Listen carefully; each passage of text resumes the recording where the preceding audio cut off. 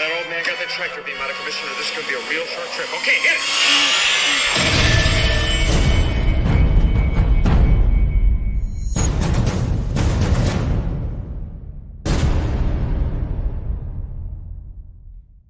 Hey everybody, welcome to Group Therapy, a show for Star Wars collectors. We get together every other Friday night live on YouTube and try to talk each other into spending a small fortune on hot toys, statues, helmets, prop replicas, and models. If they're expensive, we need a complete set. I'm your host, Steve, and tonight I am joined by Cece. How's it going, Cece? Good. Happy Friday. I'm sorry if I have background noise. I'll try to mute it, but it's very hot today in Denver, even though we've had really stupid weather. So my balcony door is probably what you're hearing. But yeah, happy Friday. And I just realized that one of my pickups, which I've not posted in the group yet, is across the room. So maybe later, if I think it's a slow news week, I can grab that so we can show it off. All right. That was the look of dying on the inside as soon as we went live, where I was like, oh, I forgot about that. No big deal. I mean, you can always move it now. I mean, if you want, just shut your camera off. Up to you. Why don't we do that? Because if Jason goes in his pickups before Matt gets here, we might be here for 20 minutes, I imagine. We'll see. All right, be back. Okay. Jason, how you doing, bud? Good. How's it going? Good. Yeah, I was wondering if you're going to join us tonight. I got one of those starting up the computer, and it decided to do an update as I was starting it up. Okay. All right. Yeah, I don't like when that happens because it's when you least expect it, But yeah, it took a few minutes, and I was just waiting for it to go through its process. But no, it's done, ready to go, and good to be here. Yeah. So Matt said he was going to be here in 5 minutes, about 3 minutes ago, so he should be joining us soon. And, it was 3 minutes, 5 minutes ago. Yeah. and Chris is unavailable tonight. And freaking A, I cannot believe this, but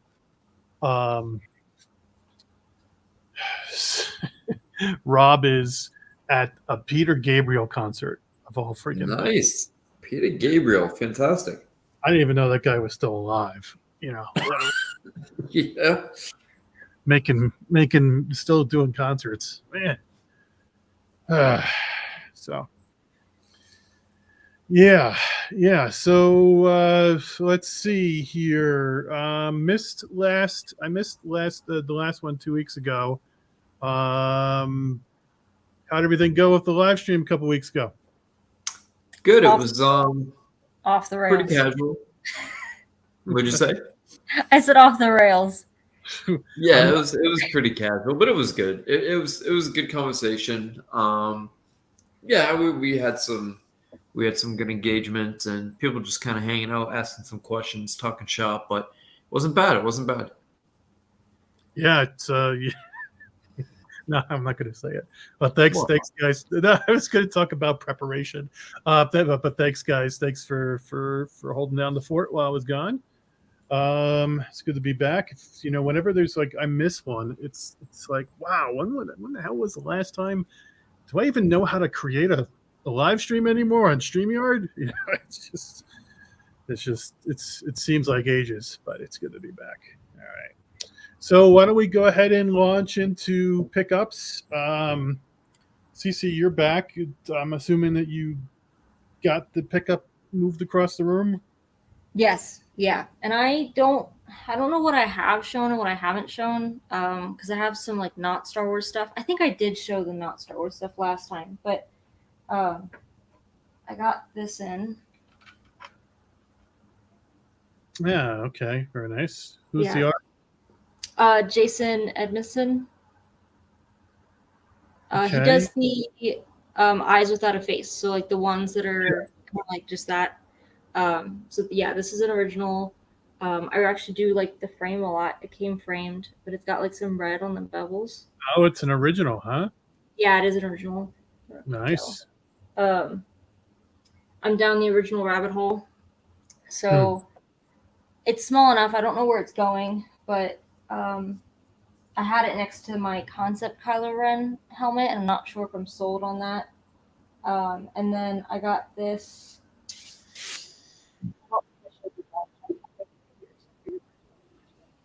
Another original by an artist goes by New Flesh.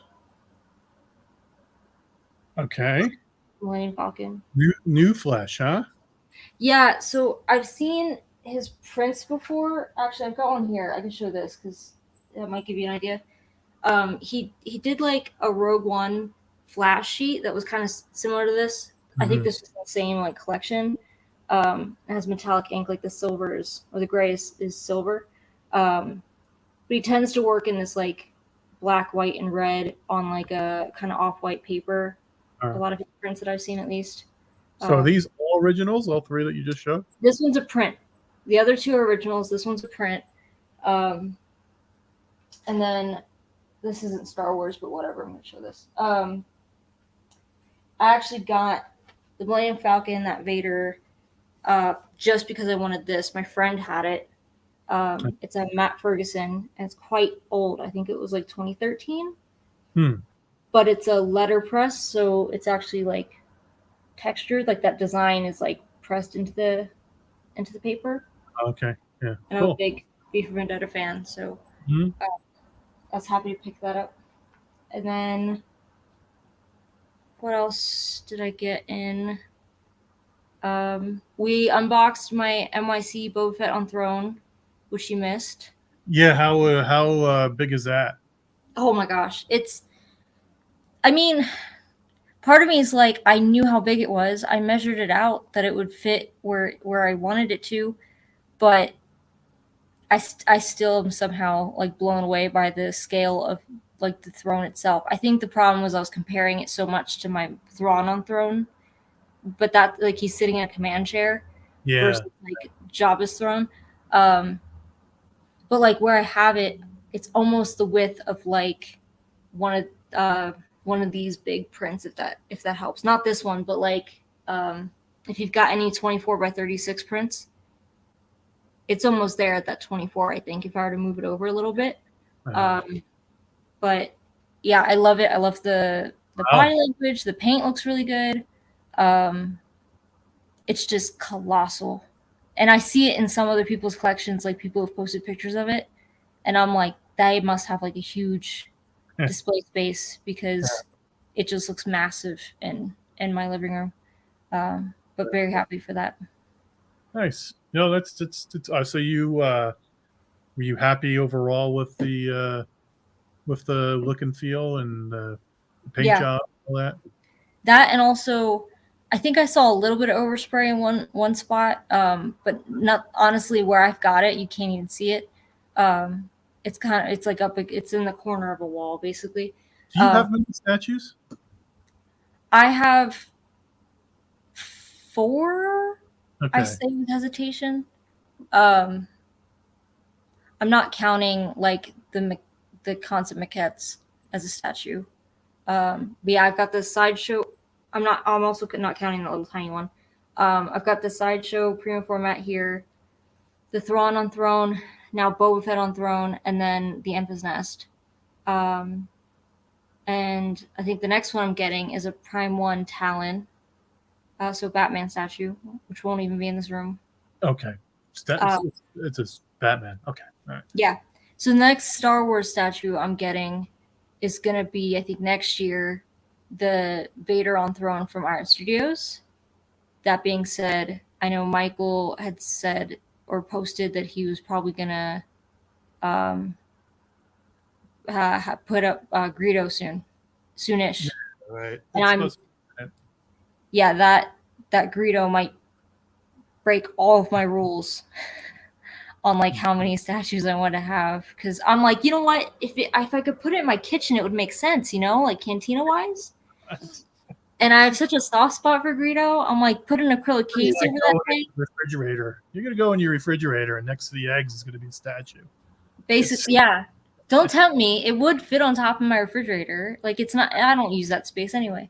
But But yeah, I just, if that Greedo is really nice, which I have a feeling it will be, then that'll be super tempting.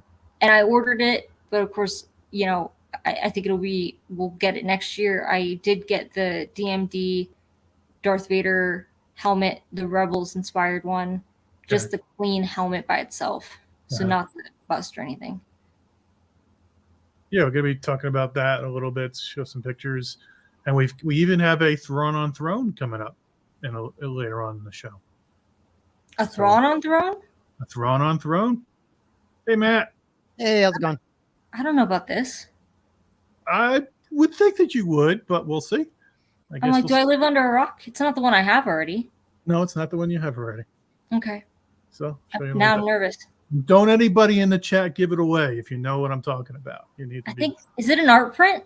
I'm not saying anything anymore. We'll think get it's an art print. Okay, then I know what you're talking about. Anyway. Okay. All right. Well, good to see you, Matt. Yeah. How's everybody doing? Pretty good. Pretty good. Yeah. We're just going through pickups, and we were just getting over to Jason. Jason, anything interesting going on in your collection lately? There's always interesting things going on, right? Nothing that I ever remember, though. Still building away, working on just a number of things at the moment, and enjoying that. It's always fun. Got some pretty interesting... What is that? Oh, that's CC has moved into a real noisy area tonight, so we're going to be hearing lots of motorcycles all night from her. Got some pretty interesting rare pieces for some hilts that I've been after for a while, which is fantastic. Pieces for hilts? What's that? Yeah, for hilts, lightsabers. You mean found parts or something? Yeah. Okay. So happy about that. That's that. I'm always working on some hilts. Been working on some models, and yeah, I'm sure there's stuff that's come in. There's always stuff coming in. They're just boxes that you kind of throw in the corner and open up a year later. Kind of, yeah. I was talking to somebody recently where I was like, I found something pretty cool the other day. I said that, and I this one I honestly don't remember. This had to be during COVID, when we were just like doing shows like 3 or 4 times a week and just jumping in on the hype and buying everything. So I'm unpacking this box. I was actually cleaning up some artwork. I had a bunch of artwork stacked up, and I was going through these boxes. And I put one up, and I see all these Kotobukiya boxes. Now I'm a fan of Kotobukiya, and I actually like the detail and the quality of what they put out. The Tusken Raider? No, I have the the McCory Vader and Luke. I have I meant what's in the box. I was trying to guess what. Oh, I'll tell you. Yeah, so I have a few pieces that are out. I have like the Darth Maul. So I open it and I'm looking at it's there's a TIE pilot in there. There's an AT-AT driver in there. There's a 3PO and R2 in there. And I'm like, oh, this is pretty cool. But I had no recollection of ever buying them. I must have bought them, and they've been sitting in that box since they arrived. It's a good thing you don't order live animals. Yeah, it's a great thing I don't order live animals. But so I actually found that I had or like French cheese or something like that. That would be good. But I actually found that I had I don't know if you guys have ever seen, but Kotobukiya at one point made it's close to, I wouldn't say 1/24th scale, but it's close to a studio scale X-wing, but you can display it dissected. So you ever see those books where the vehicles, you can see all the innards and all the parts and things like that? Yeah. So it's basically a version of the X-wing where if you want to, you can basically dissect the wings and the fuselage and all that. And it's a little bit of a campy piece, but is it a model or is it something you build, or is it a statue or something, or plastic? It's kind of a cross between you do have to assemble it, but not to the skill level of which I would do with a normal model. It's an easy assembly, but it displays like a model. So yeah, it's definitely different from what they've put out, and it's just kind of a cool piece that you have an X-wing in dissected form if you want. So I found that, and I was actually pretty excited about it. So there's that. And then I was going through another box and I found a bunch of General Giant busts, which I had no business buying those, and I had no idea why I did. And I ended up remembering where and when I got them after I had opened them, but came across those, and yeah, I was looking for something completely unrelated, but it was nice to see that, you know, I had these random things, but it just goes to show, like, during that time when we were doing so much so fast, just the amount of things that we were accumulating, you know. And I know I'm not the only one that, you know, was in that position. We were just kind of buying up anything and everything at the time. But yeah, you know, in the meantime, just working on a few things, working on something for you, which I'm excited for you to see. And Oh my. yeah, it's been, you know, it's been fun revisiting and going through some images and kind of deep diving a little bit more and looking into things a little bit closer. And I just today was offered something even more incredible, which I'll talk about once it's confirmed. I was actually reading the email as my computer was booting up, but there's that. And yeah, just again, always, you know, cracking on with some projects and yeah, it's just that. Great piece from Jason CC that he showed. Funny, I used to work with a couple guys, like, as you guys know, Mike Mitchell and a few others that have gone on to do really interesting things or be known for specific prints and artworks. But Jason was somebody I worked with for a long time, and I used to spend every day on the phone with that guy, literally, like every day, almost to the point like how I talked to Matt and Chris.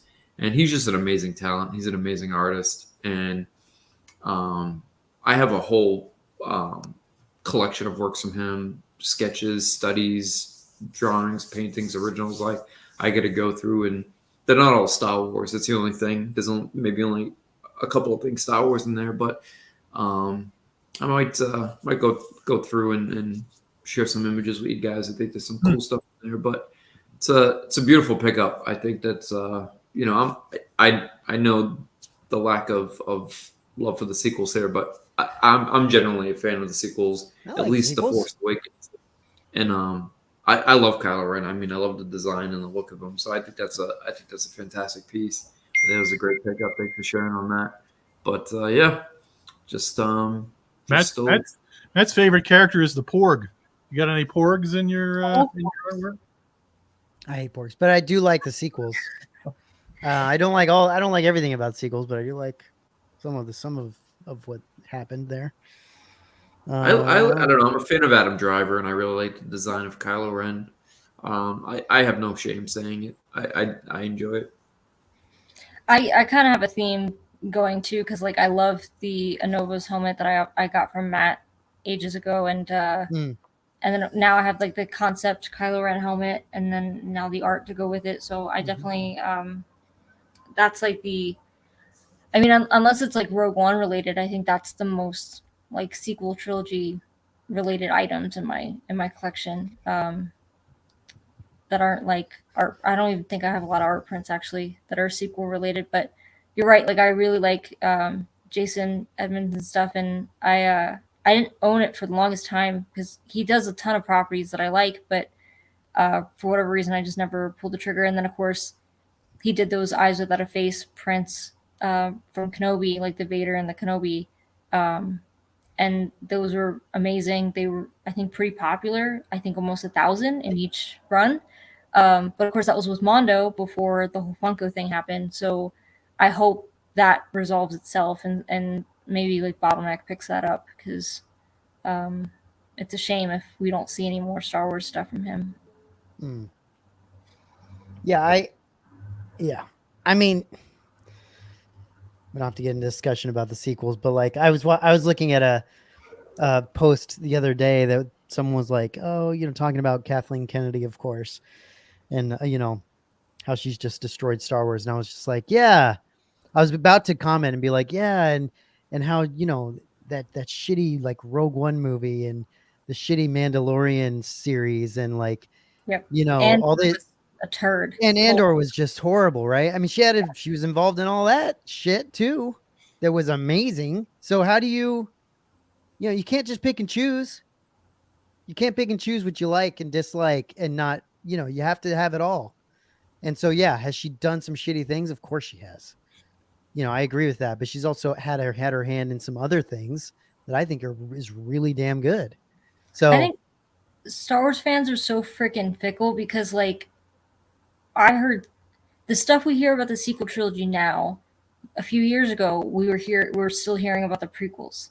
And I think everyone, after like so many years and other stuff that's come before it that they maybe haven't appreciated as much as the prequels, like they've realized if the prequels set the bar for like bad Star Wars movies, maybe there's something that, as far as the sequels go, that set the bar a little lower. So they're like, oh, you know what? So I think there's almost like a maturity level that has to happen. I think with the sequels, where it might be a few more years from now that people are like, hey, they're not as awful. Like, was it a cohesive story? No, of course not. But was the whole thing a piece of shit? I don't think so. I think it did have some yeah, I agree. decent moments, some very talented people involved as far as like the actors, the designs, the people, like the.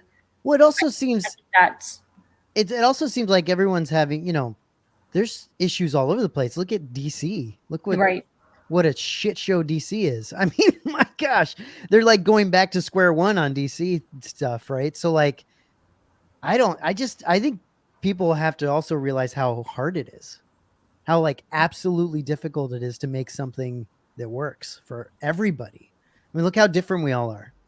What we all think is good or bad. It's just so different. And So for like, franchises that you theoretically think like print money. Like, yeah, it might just be like, what's that, ethnocentrism or something, but I'm like Star Wars, Batman, like those are very popular franchises. Like, how could you screw that up so badly? But, yeah, and Dylan's right. Dylan's right. Star Wars is one of the most toxic fandoms it is. Yeah, that's unfortunate. But don't you think that's also because people actually are so passionate about Star Wars? Like, Right. actually Yes. give such a shit about this? Mhm. But you also part of the problem too That's is big. you have such a high bar that you're always comparing and contrasting against. Okay, so if you take the three original trilogy movies, I think that's why it's so difficult. But that anything they come out with, people are always going to compare and contrast to that. It's like having that one true love. Everybody you meet after that, you're comparing to that one person, and they're just never going to, right? Yeah. So I think that's part of the problem. No matter how good or how nice, or, you're just never going to have that same, and that's okay. I think different is okay. You can enjoy different, but let the original trilogy be what it was, and try to enjoy the new for what it is. I mean, anybody who says Rogue One is a bad movie, or even Solo, I mean, It's I great. don't know Yeah, what they're Solo. watching. I Oh, love come that. I on. actually really like Solo. Just great movies all around, acting, directing, cinematography. And they feel very Star Wars. So anybody who feels like, oh, I was pulled out of the Star Wars universe, yeah, I don't see it. I mean, I can intellectually understand if somebody feels that way, but overall, I just don't see it. Well, and it's tough. Like I said, everyone's different, and I'm not a big fan. I'm not a huge fan of the Mandalorian series. I think the first season was really fun, and it was new and interesting and cool, but it was also super like,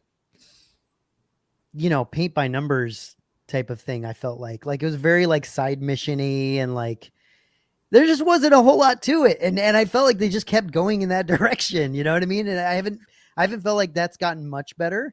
I think the best stuff that I've seen from Disney and Star Wars has been Rogue One, Solo, Andor, and I would say I really liked Force Awakens personally. I don't know if the other films did a whole lot to help anything, but I did really like Force Awakens. So like those I think have been great. I know there's people that really like Bad Batch. There's been some other things that have really been really good. So yeah, I don't know, man. That's tough. That's tough. It's like food. Everyone has a different opinion on food and music and preachers and all that stuff. So Matt, have you brought anything into your collection lately? It's a good question. I don't I don't think so. Jason, have I gotten anything? Yeah, you you've know of? got. Well, I mean, we've talked about it, but you got the Gaffy and Oh, that's Tuscan. right. But that, Yeah. I mean, those aren't here yet. But yes, the Gaffy Yeah, I stick was on there, but that's and the something. Tuscan bust will Are come you doing the eventually. payment plan on the Gaffy, or are you paying all at once? No, I had, so it was interesting. I had another deal that I ended up was going to get this thing, decided not to. That money ended up going into the Gaffy stick, and it's just a whole roundabout thing. But anyway, it's coming to me, and I think that's actually through Jason right now because we had something else going on, and so I will end up getting that eventually, and then I am doing payments on the Tuscan. Tuscan, And that, yeah, I don't and know. that shouldn't be super far away. I don't think so. No. It seems like that should be coming somewhat soon. I think. I don't know. I don't really know the timing of things anymore, but I know that people have already gotten their Gaffy sticks, so I feel like that should be, soon. I know that Jason and I have which is very not Star Wars related, but we have the Prime One Dune Yes. statue, and that should be coming soon. I But then think. that should be coming within like 8 weeks. Yeah, that one's coming up, so that'll be In cool. good timing because Dune 2 is coming in November. I can't wait for that. That's gonna be great. Yeah, that's gonna be fantastic. Yeah, so I've been pretty much using PayPal credit to do my payment plans for everything now. Sure. It's you don't have any fees that come with going through other payment plans, and when the company doesn't offer a payment plan, as long as you can pay it through PayPal. Poof. Yeah. I also really like PayPal Pay in 4. The Yeah, Pay that's in a good 4 one. thing where it's like you don't have interest, you just pay it off in 4 payments and you're done, right? Oh, So like, well, that's the PayPal. The PayPal credit gives you yeah, it gives you like 6 months. 6. So is the Pay in 4? Is that subject to any? Pay in 4 is very simple. It's all it is just like, hey, split your payments up into 4 payments. So it's like every 2 weeks, I think you pay. So it's really not for like, I would say it's probably not for larger purchases, but it's nice for smaller things sometimes that breaks it up. Yeah. It's cool. Yeah. I like the whole. I mean, it's funny. My sister made a joke about that where she was like, whoever came up with the PayPal Pay in 4 thing is like a saint, because I like that you don't have to think about it. Whereas PayPal credit, it is a credit line. PayPal Pay in 4 is technically like a small scale loan, honestly, but it's done automatically. You can't change like the payment amount or like when you're paying, but you could change the payment method as well. That's the only thing that you could do with that. But I do like that you don't have to think about it. It just leaves your account every 2 weeks. I haven't seen any reward stuff. Yeah, That's I haven't interesting. either. That's Yeah. cool. On what? PayPal rewards, like it makes sense if they would do that. They do. If you're doing like let's say using like this PayPal Pay in 4, but then there's like a PayPal line of credit, and there's actually like a PayPal credit card. If you use the line of credit or the credit card, if you scroll down, they'll give you like cash back rewards, like 2%. There's actually one, I think the PayPal credit. If you pay attention to it, it's interesting because you can go in. I hate PayPal, it's the devil, but if you go in, like your rewards will add up and it'll say like, what do you want to do with this $50? You want to like add it back to your PayPal account or like cash it out or Yeah. So yeah, if you look at the details, it's there. But yeah, it's good. Jason, do you have any thoughts on this? Curious what their next large piece after Tuscan bust. Do you know if we have any thoughts of what Regal might do next? I mean, I have an idea, but it's all speculation. I'm not sure as far as like busts go, but I mean, yeah, I like don't know. bigger pieces because they're doing more concept stuff, right? They're doing more maquettes, yeah. Maquettes.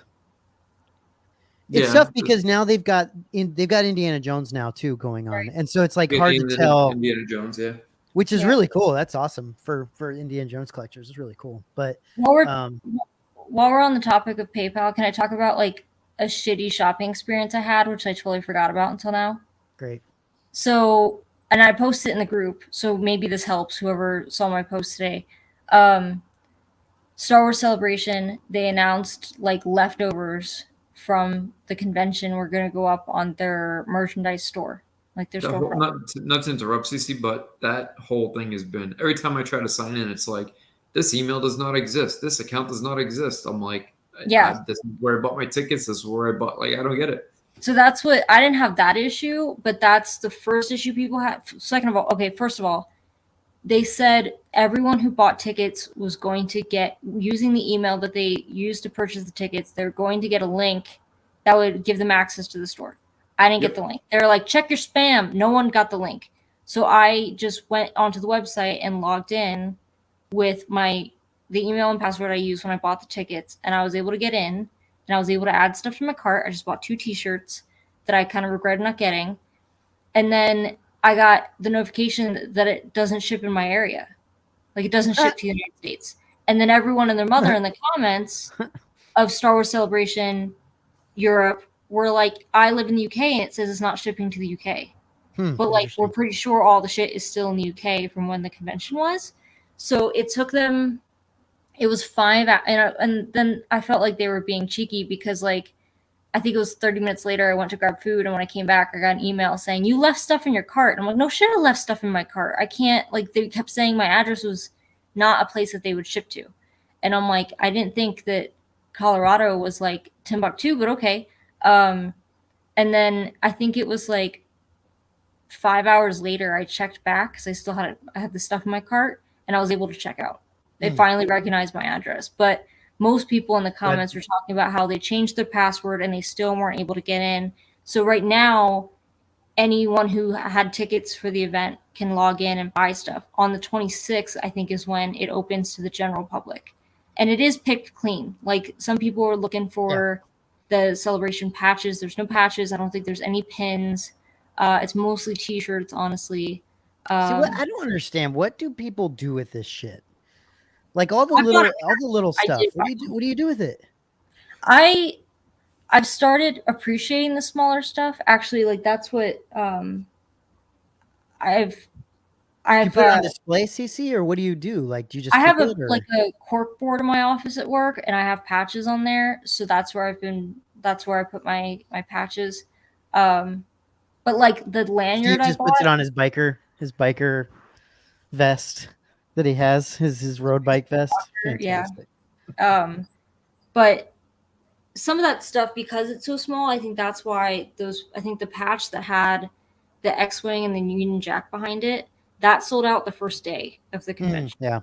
And I think because it's small, some people I saw walking around with denim jackets where they put those patches on their jackets. I don't do that. I'm not like that. But I mean, at least they're using it. That's cool. Well, it's also like $5. Like, yeah, totally. It's something small.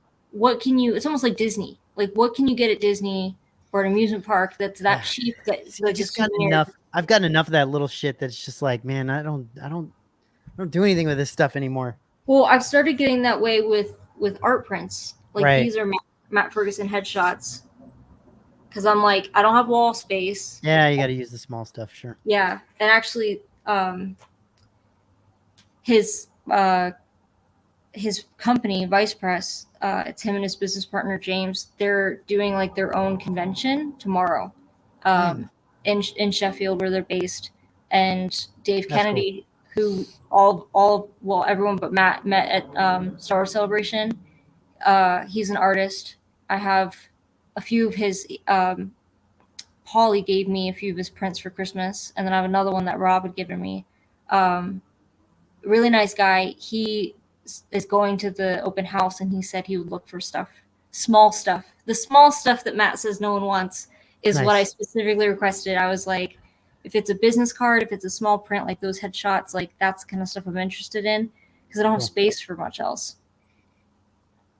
One thing I did, Steve, real quick. One thing I did get that I forgot to mention is this guy came in, which is kind of cool. I don't know if they're in my mailbox yet. Oh, it's your Comic-Con ticket? Yeah, Comic-Con ticket or whatever. I got the day one, and then I got, I want to say I got. When is that happening? Sunday, Monday, or Thursday and Sunday. July 19th. July 19th. When preview night starts, I think. I think so, yeah. I think so. So that'd be cool. Though Yeah. no one, the word on the street is people are kind of upset that no one's going to be there. Like Disney has said, they're not hosting Yeah, panels. Sideshow's not going to be there. Sideshow's not going to be there either. Yeah, Sideshow's not going. Crazy. Let me see what they just announced, or what someone just sent me. It was Disney, Marvel, Lucasfilm are not planning any panels. HBO isn't going. Sony's not going. Universal's not going. Netflix is also not going. Well, honestly, COVID absolutely killed Comic-Con. Not that they can't keep going. It's just that all the companies decided to do something different and realized, oh, we can do something different and it still works.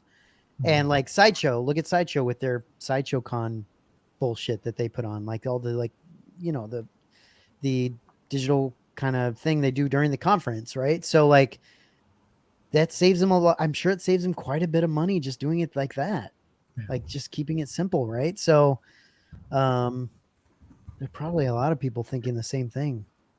Oh, Yeah, writer's strike. The writer's strike too. They could save a ton of money, and there's a lot of reasons. That's interesting. All right. So I've been patiently waiting to show you my pickups for the last 20 minutes as we've talked about everything and everything. Oh, geez. Oh, goodness. He's waiting. Yeah.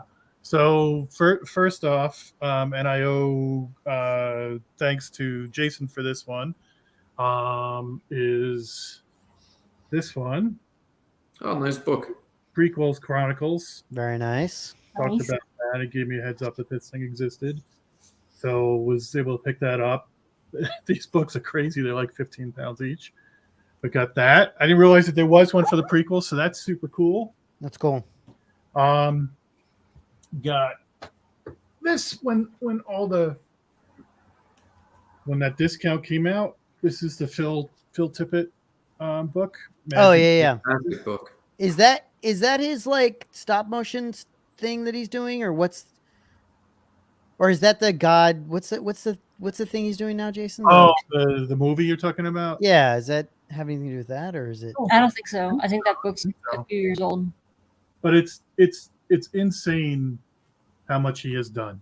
Yeah. Oh yeah. Sure. It just Oh yeah, there's so many things that here's the thing, like there's certain things you can see. It's kind of like listening to music or watching a movie. You can be like, oh, that's a such and such film, or this is a such and you see things and you're like, oh, that's definitely Phil Tippett's work.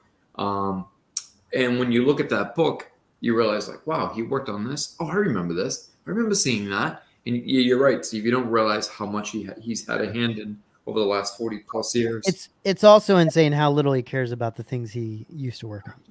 it's So both of those go hand in hand. And then finally, got a Grail piece. Oh wow.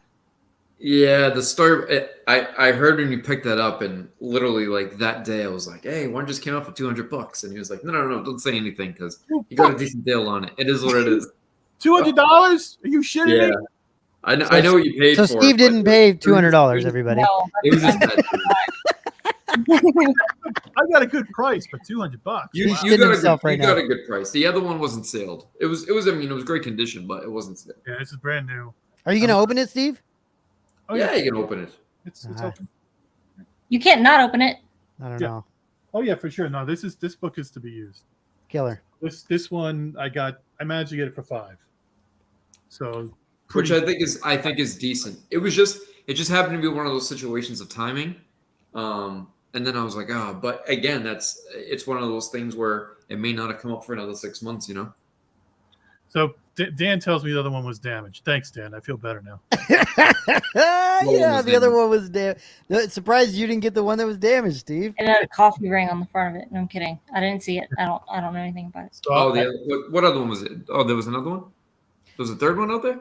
No, Or he's is it talking. No, he's talking about the other No. one. Steve, what is this Oh, it was book? a joke. What's this book go for? Like, what's the highest it's gone for?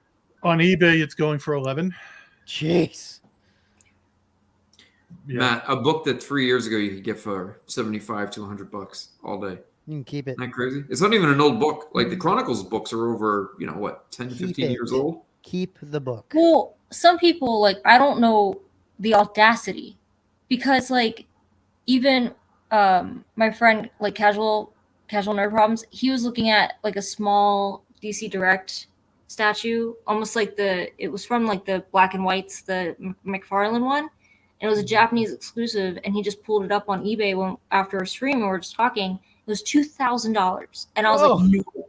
I was like, I've seen it go high, but not. I'm like, I've seen it go for like maybe like between $600 and $700 or $800 maybe, but not $2,000. The fuck is wrong with people? And he looked and he found someone's locally, like in Virginia, selling it for $500. So he immediately picked it up. But some people, Steve, were those other books expensive or were they pretty reasonable? No, well that Gods and that Monsters book was like $40-$50. Yeah, it's normally 100. Like the regular price is 175 or something. Yeah. So whoever posted that sale to the group, thanks. That's awesome. And that was a great deal on the Phil book. Was it ended up being like $40-$50 or something? Yeah. It might have been Aaron who's in the chat. I could be wrong. But and then Aaron, the one that sold for $200, man, it was just one of those. A lot of them, like eBay, is really not a good place to look for them because once what took place last year, the person who was acquiring 4 or 5 at a time sailed and kept charged $400 and charged $800. Everybody saw that, took their copy, rushed to eBay, and was pricing them at $1,000 to $1,500, and people not realizing that you could get them, amongst exchanging hands amongst collectors, were paying that much. The one for $200, again, was just one of those behind the scenes deals. Like I remember Chris was going to go to eBay and pay $1,000, not on one occasion, but 2 separate occasions. And I told him, don't wait a little bit. And he ended up getting his for $250, new sailed. They just exchange hands behind the scenes. It's just, you got to keep an open ear and open eyes. Because things like that, it isn't always good to go to eBay because you're going to be paying top prices. People want top prices and you have to make up for the fees and all that. So yeah, it was just a kind of collector to collector kind of thing. I think the prequels one is 100 or 150 or so, but yeah, you got a smoking deal on that one. I used my Amazon points for the prequels one, so nice. I think I wound up paying like $5 or something for it. It was kind of stupid. I did get a decent deal on eBay, which I don't say that very often, but Christian from the Hyperdrive was looking for the Return of the Jedi variant. And of course, because people have them in hand now, they started by Matt Ferguson. They started popping up on eBay, and there was one for like $150. But he contacted the guy and he wouldn't ship to Germany. And I was like, I'll buy it and then send it to him. But it was like $150, and I think I paid like $110 for mine in the US shipped. So I didn't think $150 was that bad at all. All righty. Well, I think we're at the point now where we can shift over to the content I've got lined up, and I think we'll start off with the main event here. Let me go ahead and share my screen. Present, share screen. Yeah, Steve, where do you keep your books? Do you just put them in a shelf, or like what do you do with them? I've got these 2 end tables that I built many years ago, and they have these compartments in the bottom that I've been putting them in, but now they're all full, and these things are giant. Yeah. So I guess I'm going to plan on putting it on the bookshelves in my office. I don't know. Maybe you just need to, because of all the space you have, you can just make more tables down in your basement. Add tables to your space. If anybody is, I don't know if anybody here has ever gone to Rancho Obi-Wan, but you want to talk about an amazing book collection. Steve Sandwich has like an entire library room. And when you go in there, it's just, bookshelf after bookshelf after bookshelf of all these Star Wars books. It's truly amazing. I maybe somebody got a lot of books to go before I get there. I almost think it would be cool to use some of them, like maybe Phil Tippett's, as like a riser for one of the like maquettes that he worked on that you have. Oh, that's interesting. Yeah, it's an interesting idea. Sure. Like if you want it to look kind of like ILM style, if that makes sense, like archive. What I've done with my concept maquettes is I've put that Smithsonian magazine in with them. Oh, got it. Mm-hmm. All right, so gonna go ahead and add to the stream now. All right, so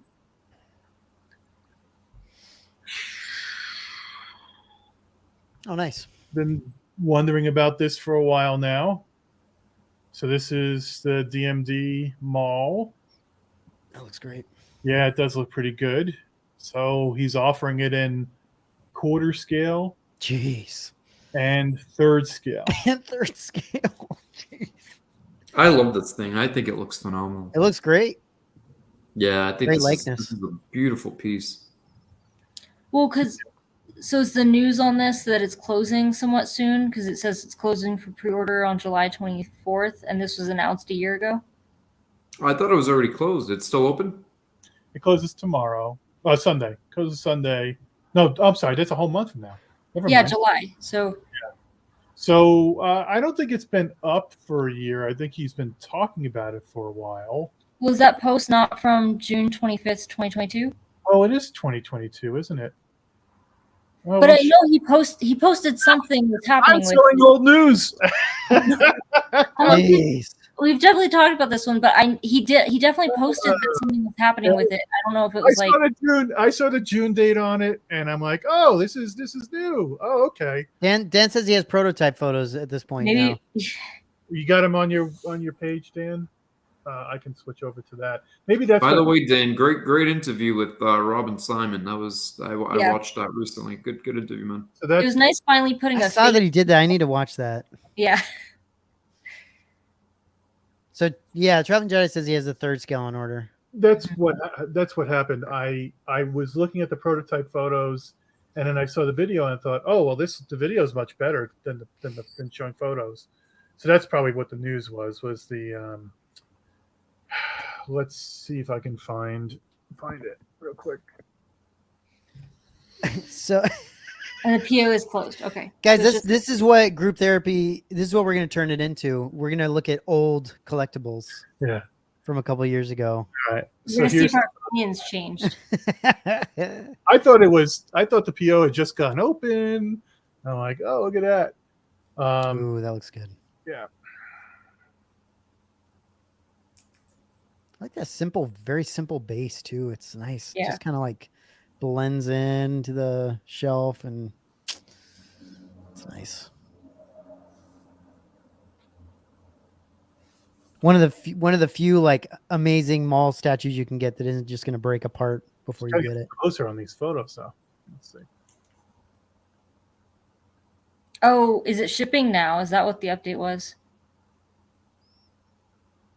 Damn, that's so sick. Look at this Oh, this is from March. nasty. All right, thing. so I apologize for everybody who came looking at this. I am so out of touch. That's so funny. It's funny because This I don't. statue is so it's so good. We just need to talk about it twice. Yeah, It is really good though. It's awesome. It's not shipping yet. Soon, he says. Dan said soon. Soon. Okay. Soon. nice texture on that. Yeah, it's killer. hmm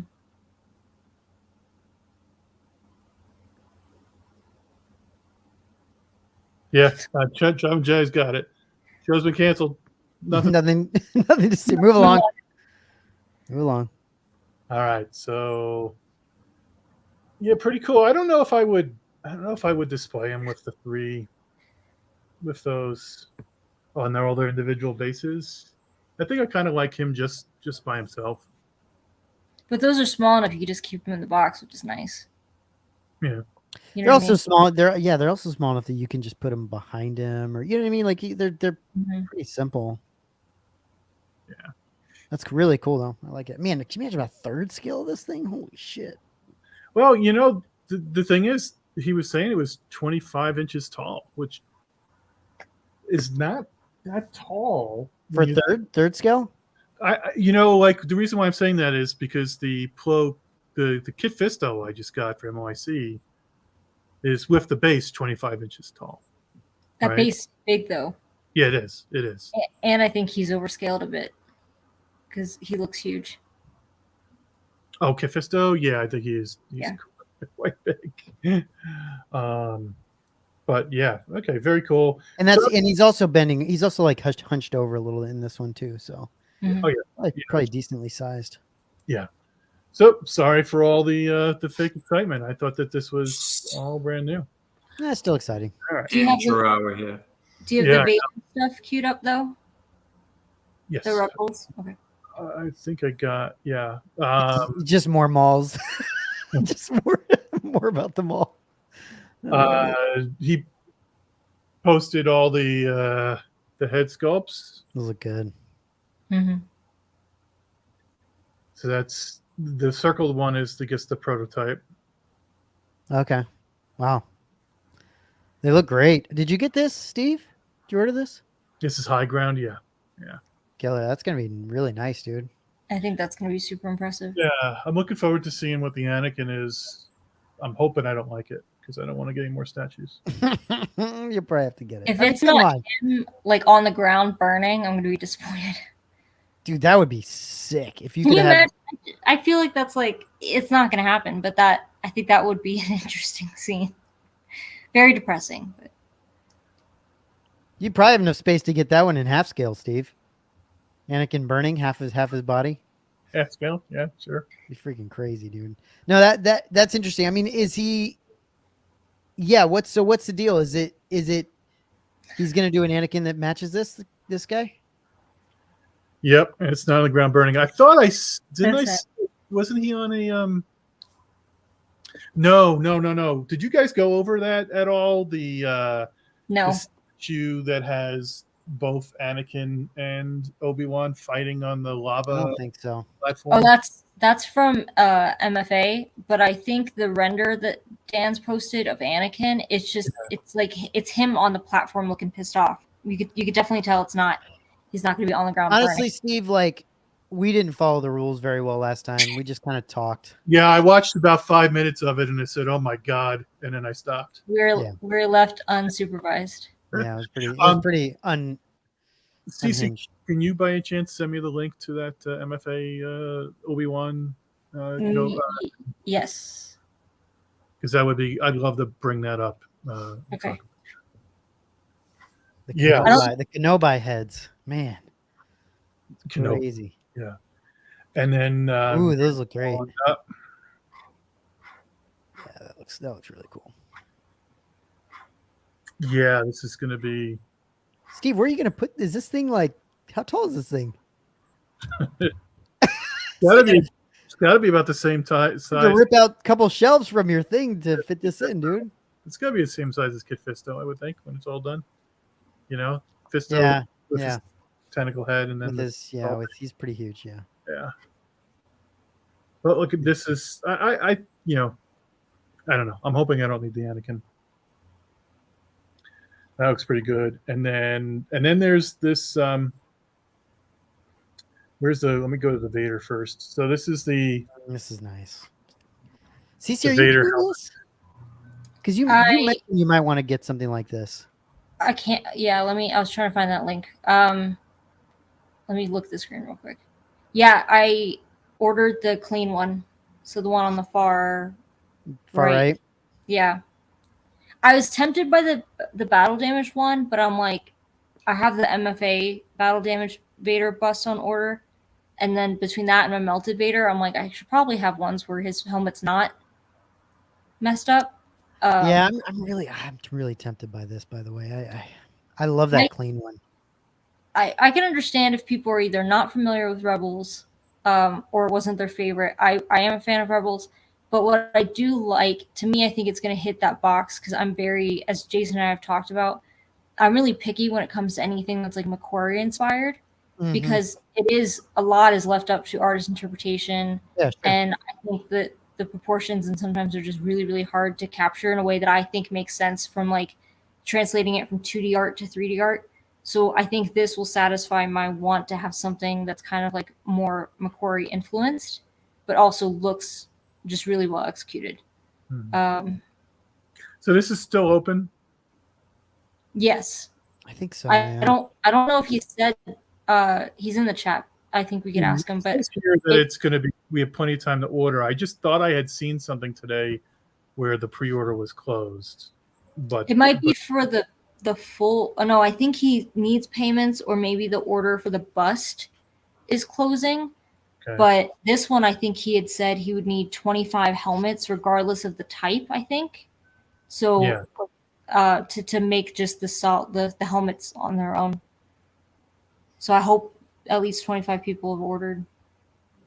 Yeah, this is where he says 25 minimum. What do you think, Steve? Are you gonna?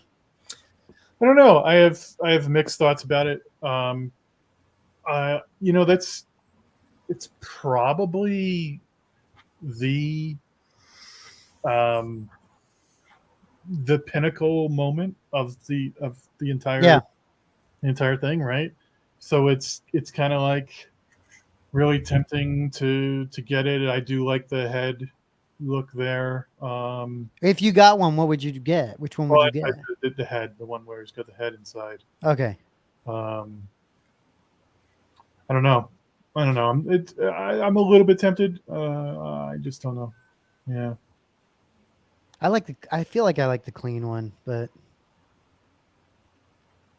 they're all really good. I mean, I don't know. That's interesting. Oh, that's right. The Ahsoka companion piece too. God damn it. Oh, whenever you make a set out of something, my compulsions start popping out.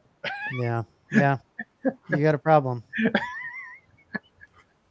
God, this could be like a if this was like a salt shaker, I would get it just because of the promise to get a pepper shaker too.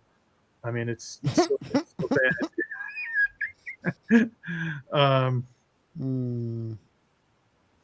Yeah. All right. So this is very cool. Very cool to see that he's decided to do the head, and I understand the whole thing about not switching your order if you were getting the bust and all that. That's got to be tough. Yeah, but the bust looks great though. Yeah. Like, I mean, there's no reason to change. If you were all in on the bust, then get the bust. I mean, the bust looks really good. Yeah. I mean, I know it's more expensive, but still, Dan, how much time do we have? 2 weeks until the paint sample. Okay, so we must have. I don't know how. Give us a rough idea, Dan, if you could. If you can. If you can't, that's fine. But in the chat, if you can give us a rough idea on how long you think we have to before we have to PO this. Yeah. So what's the full cost on this guy? Well, with the head is 700. Oh, I see it. Okay, 600. Yeah, 600 for the damage and 600 for the clean. I got you. Okay. Yeah. That's fair. That's fair price. And I don't remember what the bust was. Dan says a few months. Oh, good. Okay. Good. There's some time to play around with thinking about that. Okay. So going back to the video. So let's see. We have him talking here. Here we go. So I got a funny story to tell about this. So when I was watching this video first, it was on my phone, and because of the damn red light that Dan has behind him here, it really washes out all the black. This was hard. This was hard to see even on the TV. So hard. So all I saw was Dan. I've never seen what Dan looks like before, right? So you got Dan with the beard and fantastic beard and this white thing. But I couldn't tell that those were shoulders next to him. So the whole time I'm trying to figure out what is this guy? What is this? What is he? Floating head? I couldn't figure out what the hell it was until I finally watched it on the computer and I could actually finally see the outline of his shoulders. That's awesome. Really, really weird. But anyway, I didn't get to finish watching it, but I guess the announcement. I don't know. Have any of you guys watched it all the way through? Did they announce something specific or what? What's the? Well, that's what I'm trying to find. I know what they're planning on. I know I know. Well, first of all, what I know is that they're scanning their helmets and armors, and Dan is going to make statues from the scans. Okay. But I don't know if any specific ones were announced. Maybe I don't recall any specifics being mentioned.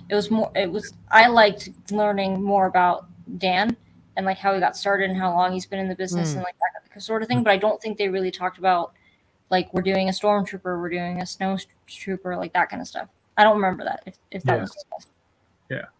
So okay, so Cece and I were talking a little bit about this before the show started. I'm interested in get you guys' perspectives on it.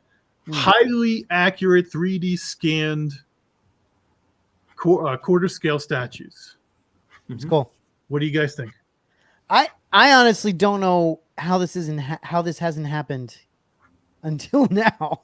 Like, I know that there's been some things, right? They did that stormtrooper with, what was it?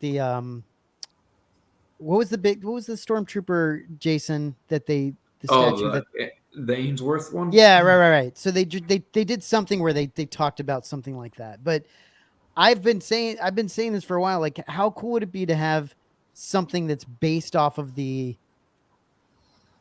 stuff that RS Prop Masters does? Is someone else? You know what I mean? Like, how cool would that be? I don't know how that works. Like, I don't know what you got to do to make that happen, but like, it's just really cool. Well, it's getting those nuances, right? Right. Like if anybody watched the video with Clark and Rob, when they talked Lineage, which I think was interesting because it was sort of a follow-up video to what we had chatted about, where Rob had felt like we missed a few points. And I thought it was great the way he said it. So, I think you guys are missing this point, that point, and then realized what we did as well because it's such a difficult topic. But they talk about those small little details and nuances. And Clark actually mentions what has been mentioned here on the show prior, where like you get a Black Series helmet or an Anovo's helmet or a Master Replicas, and then you get an RS, and you're like, what a piece of junk. Like, this thing is so light and flimsy, right. And then you realize it's the way it's supposed to be.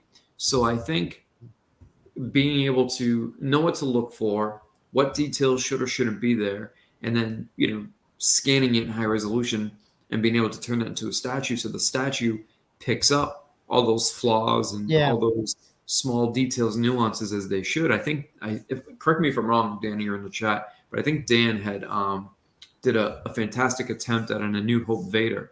But the problem is like when you look at helmets like the SL or the TM, those have all been manipulated in small ways where they're not 100% accurate to the original pulls of what you see on screen and what came from the 6 pulls both in the US from Rick as well as the UK. So there's some details there that aren't quite accurate, but it's as close as you're going to get at this point. Whereas like other people do attempt it, but they do it with the paint. They do that sort of superficial flaws and details where they're not actually in the detail itself. So I think working alongside RS and the amazing amount of detail that he's able to put into the statues to begin with, I think those two pieces together make for a great component, right? Especially if you take like a stormtrooper or a scout trooper, there's things that you'll notice on the statue that other statues won't have because they're too clean, they're too idealized, they're too pristine. Right. I think it's going to be a niche thing. I think it's going to be for. It's really cool though. I mean, look, Dan, like having. What I was going to say, Dan's fantastic at what he does. He makes great statues already. RS we already know RS is like the top. So like them getting together to do something like that it's freaking fantastic. Like that doesn't mean that people will get everything, but there's going to be some stuff that they put out that are definitely going to be sought after. So the thing that makes me hesitate on this is I'm not convinced that at a quarter scale is big enough to allow you to appreciate the detail in the idiosyncrasies of the helmets and the armor and all that. Well, I almost feel like you need to have a third scale or even half a scale to enjoy that stuff. Yeah, but Steve, here's what I think is kind of the thing that we all kind of are attracted to. I mean, look at this thing. This thing arguably looks exactly like the one you have. Except doesn't have the weathering, right? Maybe not have all that stuff, but like this is Roman. Yeah, Roman props. Yep. And this is fine on my shelf. It's great, but I mean, just like statues. Like if I had a statue that I knew was replica. Yeah, but that's 1-to-1, dude. That's No, I get it. I totally understand that. This is 1-to-1. But what I'm saying is that the idea. No, so don't get me wrong. I think I love the idea of it being perfectly the same. You guys know that. yeah. Well, that you like that shit. I have that sickness, and I want everything to be the same. Right. I'm just not convinced that at a quarter scale is large enough so that you can appreciate those subtleties. You're right, Steve. I think certain things know, at quarter scale, certain things are going to be hard to see, and that's why I was saying. And I know I was ranting a bit, so I know Matt had to cut me there for a second, but I do think it's going to be a niche thing, right? Because not everybody wants those small, like you said, idiosyncrasies and flaws. But I don't know. I guess it depends, right? A quarter scale is going to be difficult. But Steve, look at what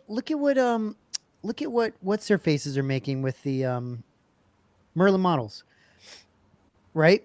Their stuff, that stuff they're putting into that thing is into the Slave One is ridiculously small, and you can appreciate that it's accurate.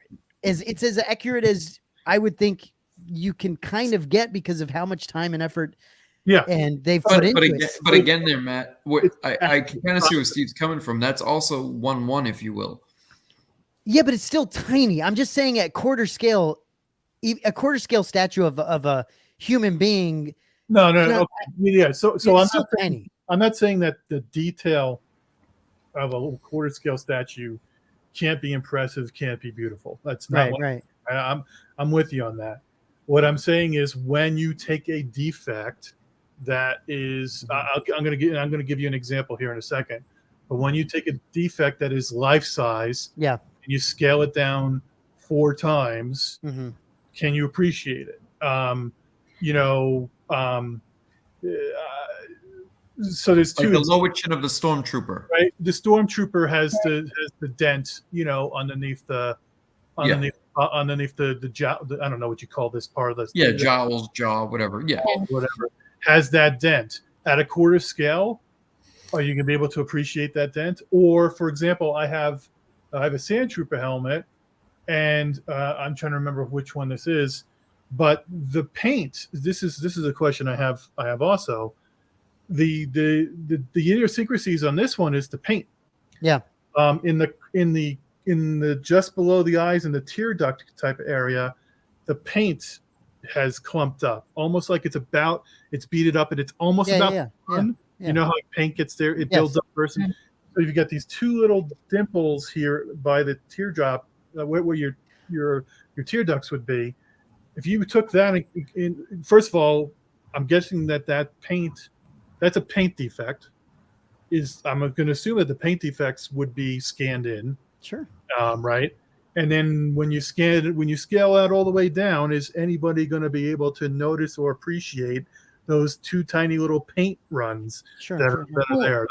Those sorts of details. I'm just trying to figure out. I hear what you're saying. I'm trying to figure out what the difference is between Tom going to Lucasfilm and scanning things at a really high level and giving you a very detailed chess set.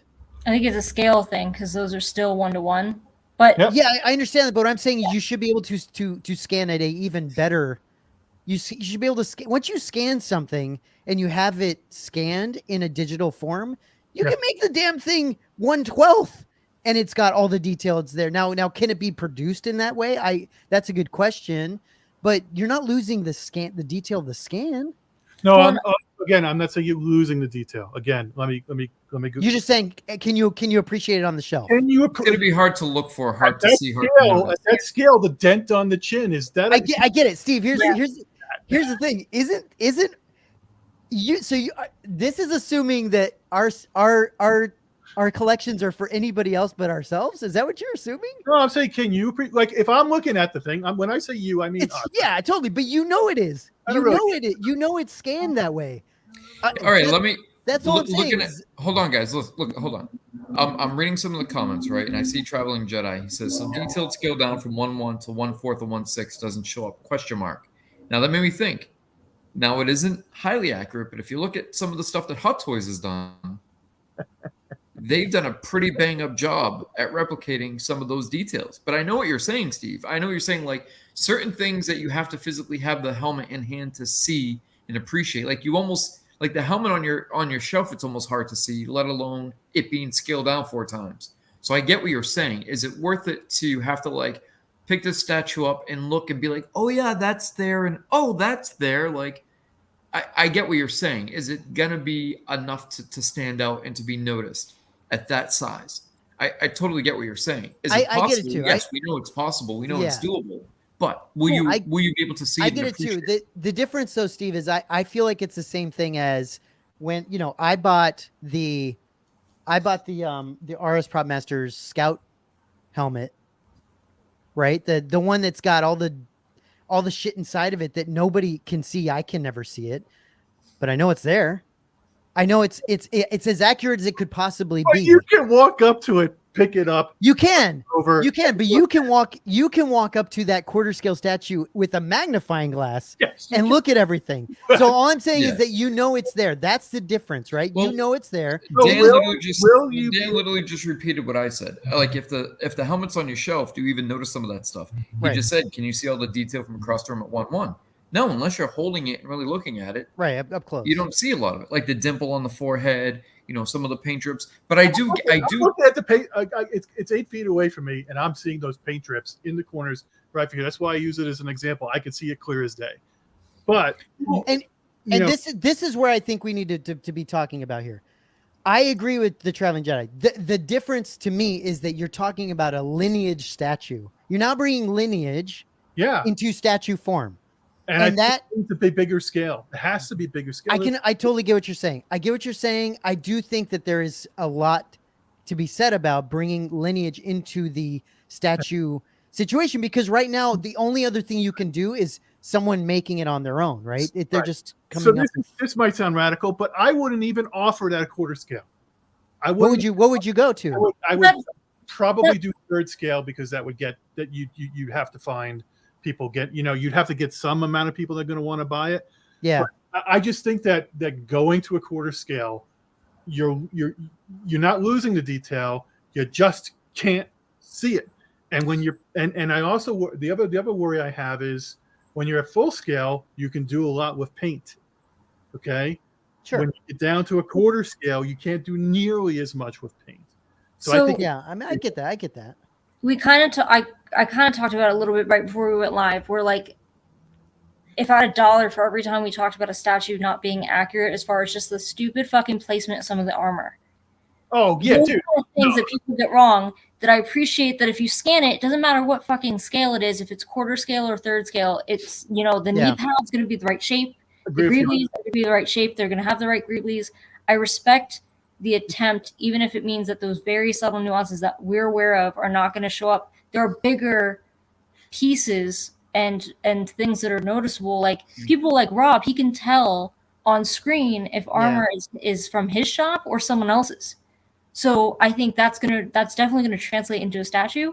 I don't agree with it needs to be third scale or larger for people to notice those nuances, because the Vader, I don't have the Vader, but it's my understanding that whether it was the third scale or fourth scale, people were incredibly impressed with how, I don't know how else to say this. Like, I don't know if accurate's the right word, but the paint on it was very wonky. It was literally the New Hope messed up cheeks and the silver and the black. And it was like Simon mentioned when he unboxed that he really appreciated how much they tried to replicate the paint on the actual helmet. And so I think that even if it's not like a paint drip necessarily, like a texture, I don't know if textures are going to show up as well on a statue of that scale.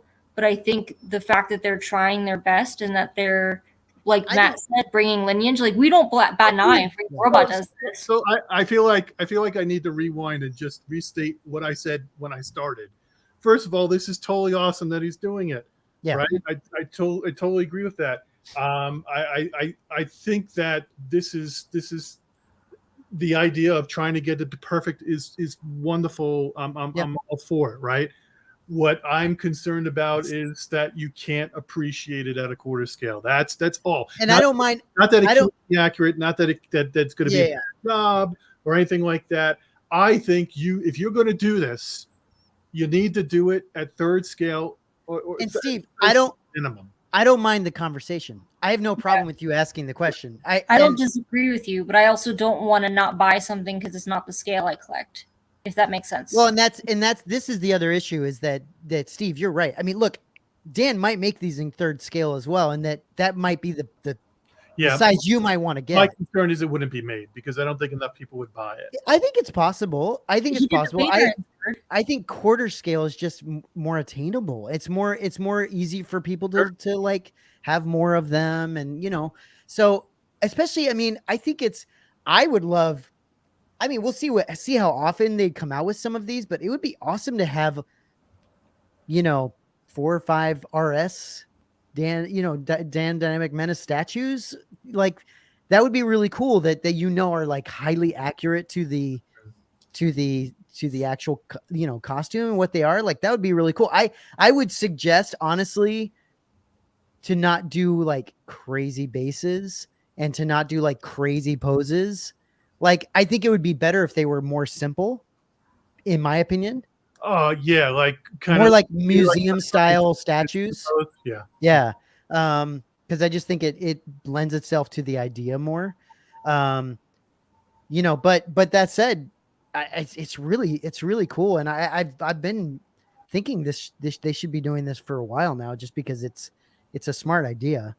Because everything else everyone's doing statue wise. I've mentioned this so many times, Steve, that with the Lineage thing, statues is one of the things that you cannot get in Lineage form. Like nobody, like who's doing Lineage statues? I mean, Tom does, because he does the chess set is kind of that. Well, the closest thing that we have to Lineage is people who are getting the for more of the modern stuff, the stuff that's being made for movies using CAD to begin with. Right, sure. Who are actually getting access to the CAD files, right, and then creating stuff off CAD files, right? Well, and all the stuff Tom's putting out for the maquette stuff, that's all scanned. I mean that. Yeah.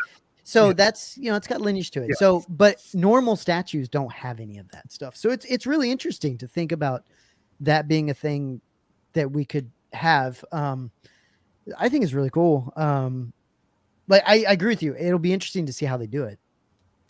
How they get all that detail across. Yeah. That'd be really cool. And I just want to make sure people know I'm not dumping on this. No, I know. I'm just sitting there and I'm wondering for myself, am I going to appreciate it at a quarter scale? Sure.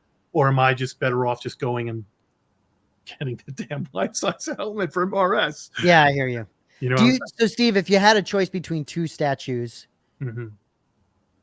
and you were like, oh, should I, would you pick something knowing it's got more Lineage to it and it's more accurate? Of course I would. Right, of course. Of course I would. So that's all I'm saying is I do feel like there are plenty of yous and me's and us out there that actually kind of care about that stuff.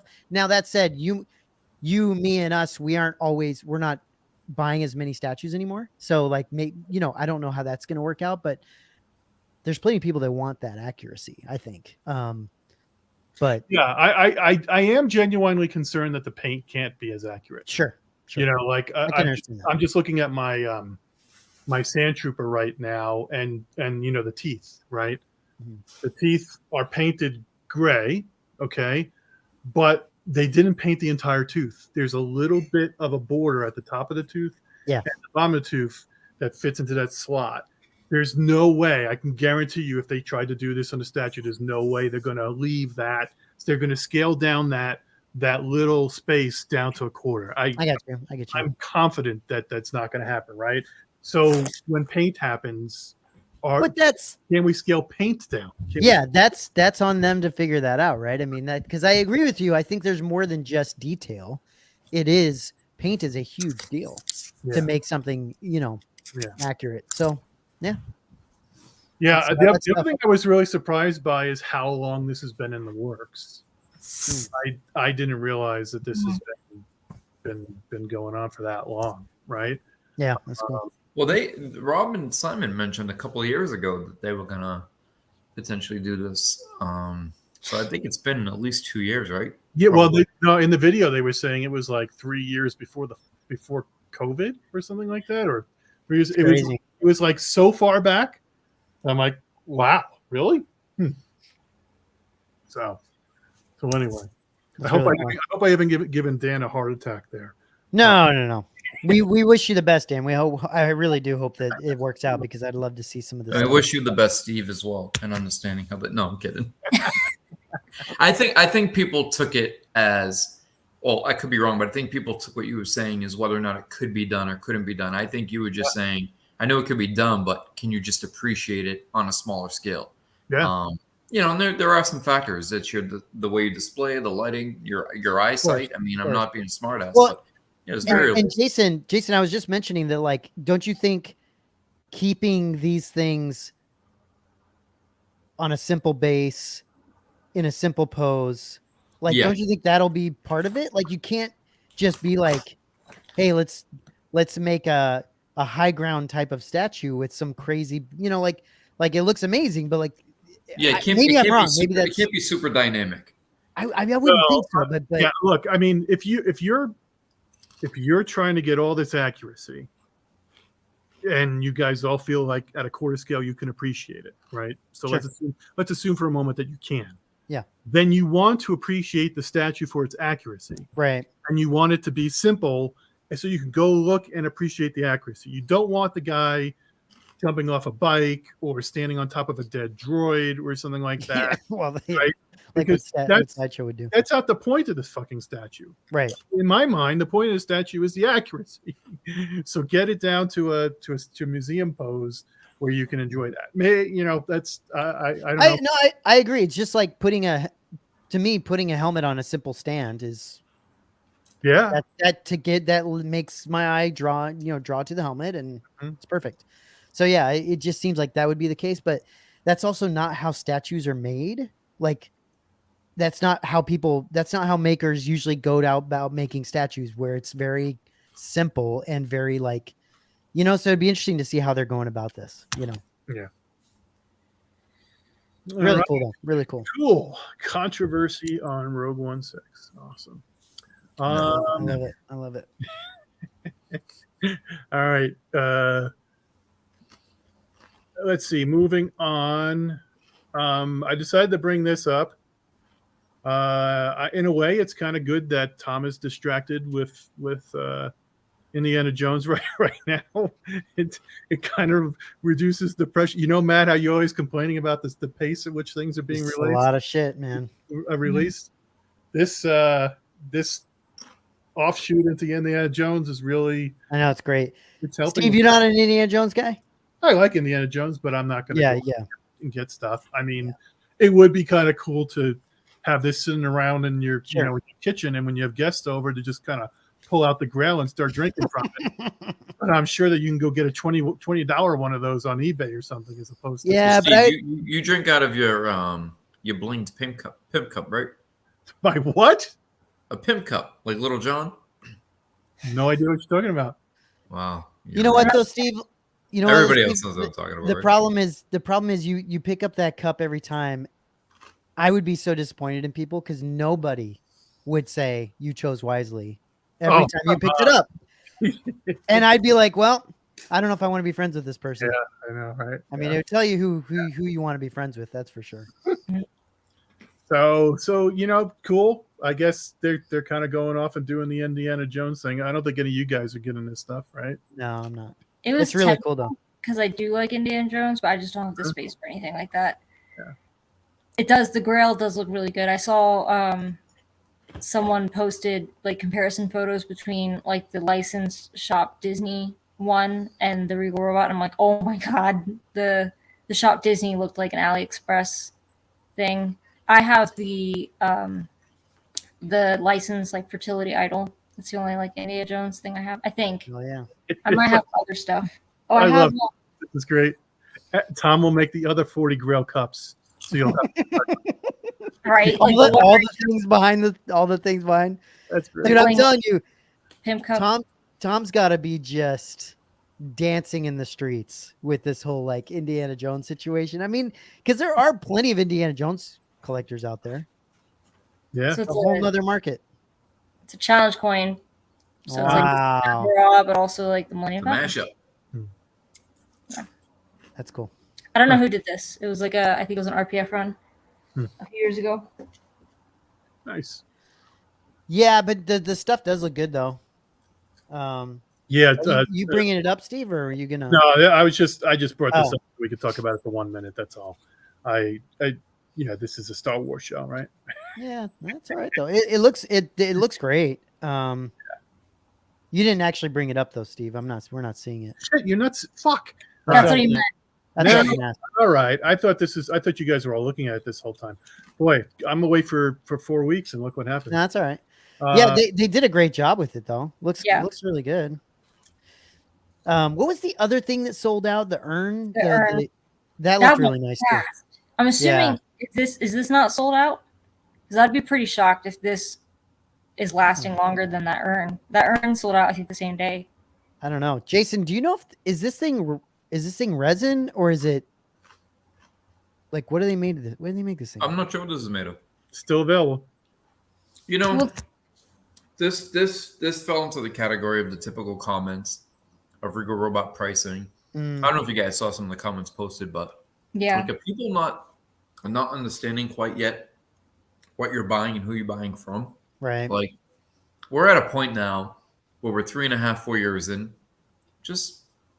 I mean, I'm not talking about newcomers to the community. I'm talking about some of the guys who have been around complaining about this stuff since the day of the rank roll. Like, come on, like $500, $400. Like, I think that's reasonably priced. And if you're gonna scoff at it, make fun of it, like just take your ball and go home. Yeah, no doubt. Where were they bitching about the price? Just different comments, just different posts. People, laughing and scoffing. And it's just like, come on. Well, dude, that's the same thing as okay. I'm not going to say who did it because I don't want to throw anybody out there. There was someone that did put out something that was like when the Tusken Raider bust came out. Yeah, talking about how like this thing is so overpriced and it's ridiculous. But it's like nobody the people that put a lot of this stuff out there, some of these people aren't even Star Wars collectors. Yeah. And they're not doing their due diligence. Yeah. Like you don't know what you're talking about. You have no idea what Regal Robot is doing with this stuff. Like, why are you talking about it? It's ridiculous. Thanks, Justin. That explains it. So this is an open edition. So I think it's going to be like the Grogu maquette, where like they'll make as many as they sell in a week for the Grail. Yeah, right. Which that's going to be more popular than the urn. I think. I guess on his page he's saying, I guess it's open until roughly the 27th, and then I guess on the 27th he'll decide how many he's going to make, right? So. Yeah, Farms Estro says I think people are talking crap because Disney one is like 100 to 200, but Disney ones are at like Hasbro. Yeah, that's the one that you were saying, Cece, right? They just don't look anywhere near as. Yeah. Well, that's like going. Remember people comparing get the chess set from Galaxy's Edge. Yeah, totally. Right. Yeah. Just do better. I did make a funny comment just because it was funny, where someone was like, "Man, this cup is expensive," and I was like, "It's more like Jesus, this cup is expensive." Hey, she's here on that. There, yeah. That's awesome. All right. Yeah, you know what, dude? It's gonna be interesting to see all the extras. Like, he's gonna be able to come out with Indiana Jones stuff from now until freaking, like forever. The guy's doing the same thing he's doing with Star Wars stuff, where he's scanning stuff, making. I mean, it's a whole nother business side for him. It's great. It's awesome.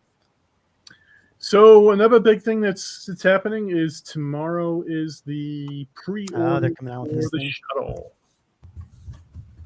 Cool. Let's see, how much is he charging? Holy cow! Okay, so you can get both for $2,000, $1,150 each. Boy, these NRDs are getting bigger and bigger. Oh, $450. All right, so let's take a look. DC, were you looking at this? Hold on, sorry. I was trying to find the link. No, I was bad already, and I have I have the N1 Starfighter on order that I never had any intentions of getting.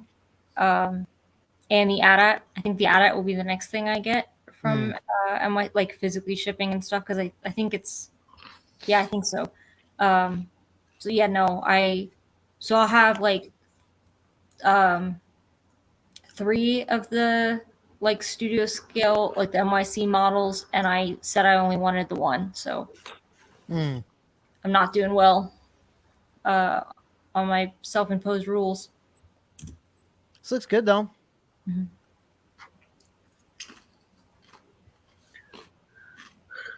Let's see. Oh, it's nice. Like good light up.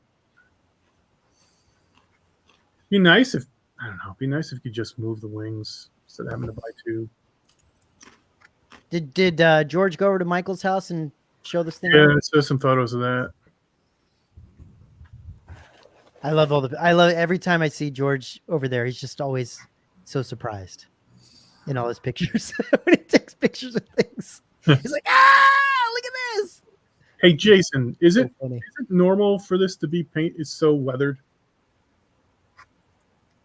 Is the shuttle this weathered normally, or is it cleaner? You want me to comment on this publicly?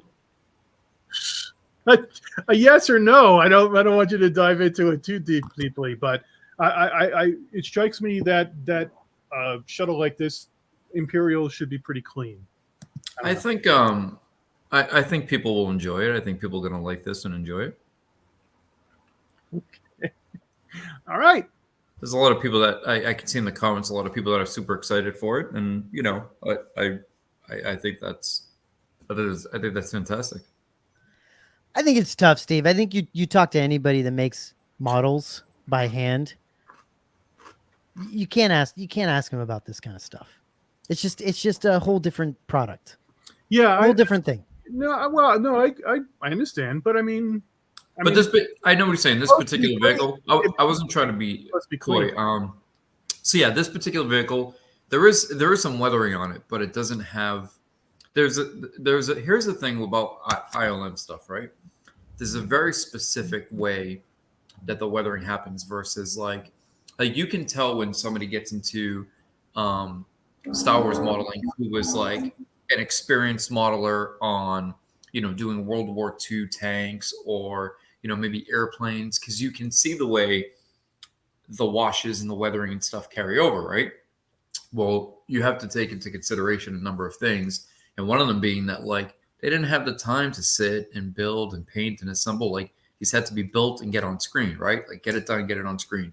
So, you know, a lot of that haphazard weathering is done intentionally. But then you do have some vehicles, again, we talked about this before. When you look at the Rebels, right? These were guys with buying whatever they can, wherever they can, so to speak. And the Imperial, were, you know, they had all the money and all the toys. And so a lot of the vehicles are much cleaner. So when you see those running streaks that are pretty harsh, it's not to say that they're not accurate, because that would be unfair to say.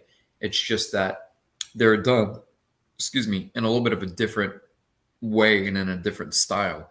And that's where it's off. It's not that it's bad or good. It's whether it's wrong or right. I don't think it looks terrible, but it's definitely not correct. But I think overall it's a pretty, I mean, what's the price on this thing? $1,150 for one, $2,000 for both. Okay, that changes a little bit. That's one of those things where it's hard. I mean, it's not a bad price, but I just there's a number of significant inaccuracies that I see right off the bat. Well, and that's not even doing like a deep dive. The only thing I was asking about was, should it be weathered or should it be clean?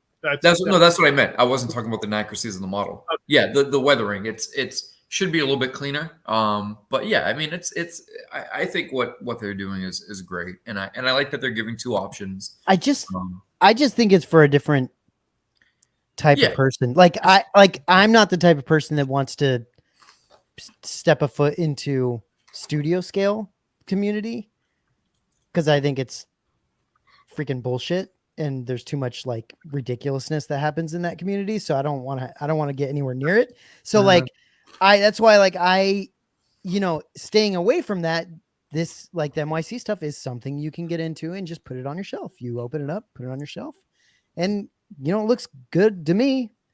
It does. No, I'm not like, no, I know, James, I'm not saying that. I'm not saying you are. I'm saying that I'm probably the type of person that the NYC stuff is kind of perfect for, right? That I'm not looking for the.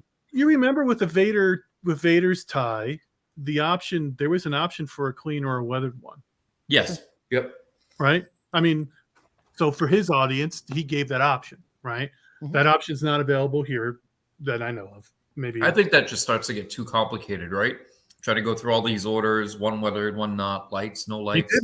He did it once. I don't know if he decided, hey, this is too complicated, or he just decided he didn't want to do it. I don't know. Yeah. I don't know either. I'm just speculating that probably turned into being a little bit of a headache for them. But man, I mean, the ability for somebody to be able to add this to the collection, fantastic. Yeah, for sure. It is tall though, right? It's like what, 29? It's a big piece. Yeah, it's yeah, Chris Millen said going for the fly mode, it's so high though, 29. 30 inches high. Yeah. Yeah, that's big. I think I would go for the one with the wings folded up. I think I would too.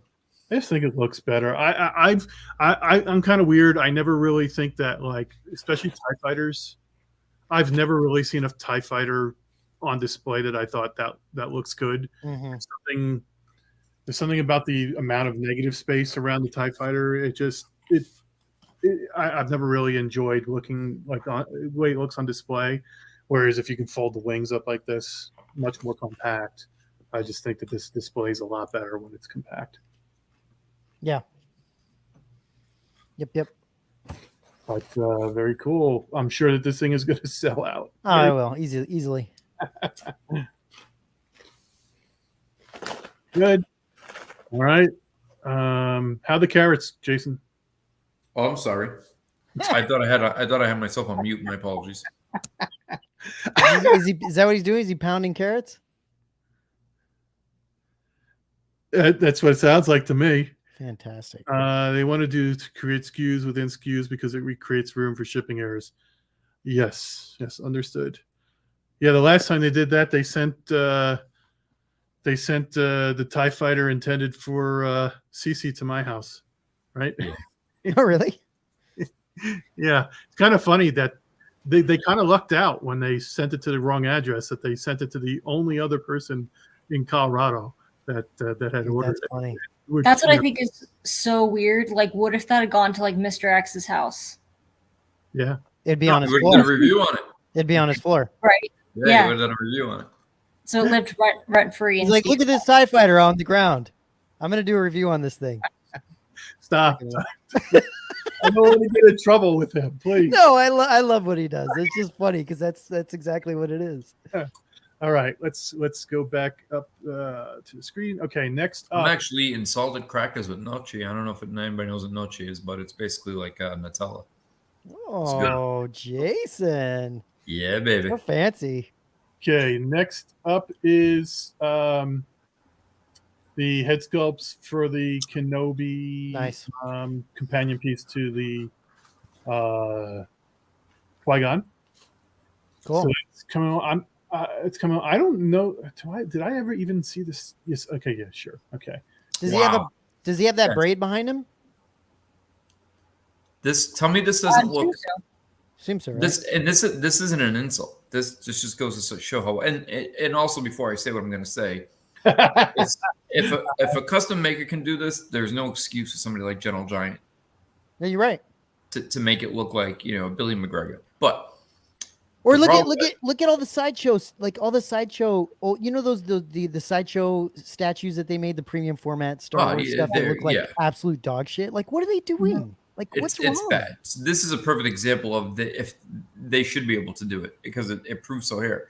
But he looks just like he looks in Train Spotting, doesn't he? Yeah. Oh yeah. Right? Bang on. Yep. Okay, next up is Michael's now doing a newsletter.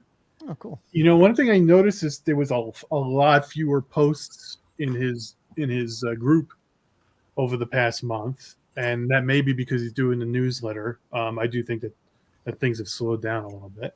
According to the newsletter, the Blockade Runner is being finalized. I think actually several people already have it in hand, if I remember correctly. So that's cool. I've seen pictures of that.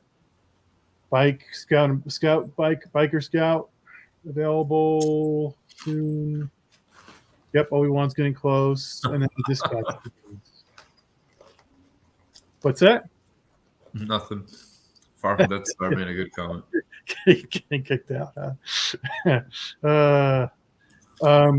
And then the pre-order coming up, and then Greedo is supposed to make his debut at the end of June. Oh, cool. I do like the idea of a newsletter, so very good.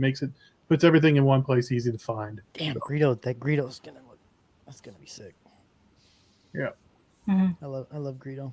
Okay, and then CC, thanks for sending me this. I think we've showed these before. Just for warning. I don't remember ever showing this on the. Okay. Damn, look how big that thing is. Holy shit. Maybe you guys did in the last show. I don't think so, but I know, like, I remember you had. Oh, maybe I just remember you commenting on it in the group, but not necessarily us talking about it like on here. But it was something about like the orientation of the lightsabers, where they looked like that was in the group. That was definitely in the group. Yeah. So the factory just screwed up in like putting the statue together, so that's obviously fixed. Yeah, looks like he's gonna cut his wrists off. Kenobi is about to die, basically. Yeah, he is. It drove me nuts, and I was like, "Please don't let this be the final. Please don't let this be the final." But damn, talk about big. Really big. It's really cool, though. Are you getting this then, Steve? I would most likely go after this. This is what That's they would a great call piece. I don't think they have a lot of spots available, but they do. I just don't remember. So I think it's less than 10. Do I need to sign up for it? Jeez, Well, Steve, you got to get on that shit. I don't know if I'm confusing it with that or like the other Dio with Luke and Leia, where I think they said they had like 6 spots of that available. But yeah, I think I would sooner rather than later, because I think it tends to be like when the prototype's painted that they actually start asking for like deposits. Okay. I think. Can you add me to the group or whatever? Yeah. What Yeah. I need to do to get in, because this is something I would be. This is it. This is my guy Kenobi, right? That's it, huh? Yeah, it just looks so cool. It does. It's really, really nice.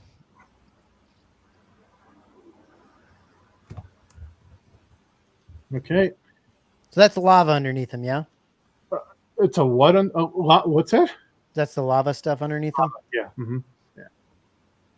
Yeah. And then the other link I'd sent you was the castings close up, I think. Oh, let me. Then I didn't pull up. I wasn't sure. Okay, hold on. Let me do that.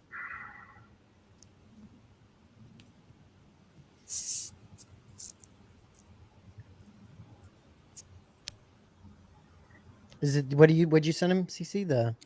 I think it was like close up pictures of the castings, like the printed castings of that statue. Okay. So you can see the faces.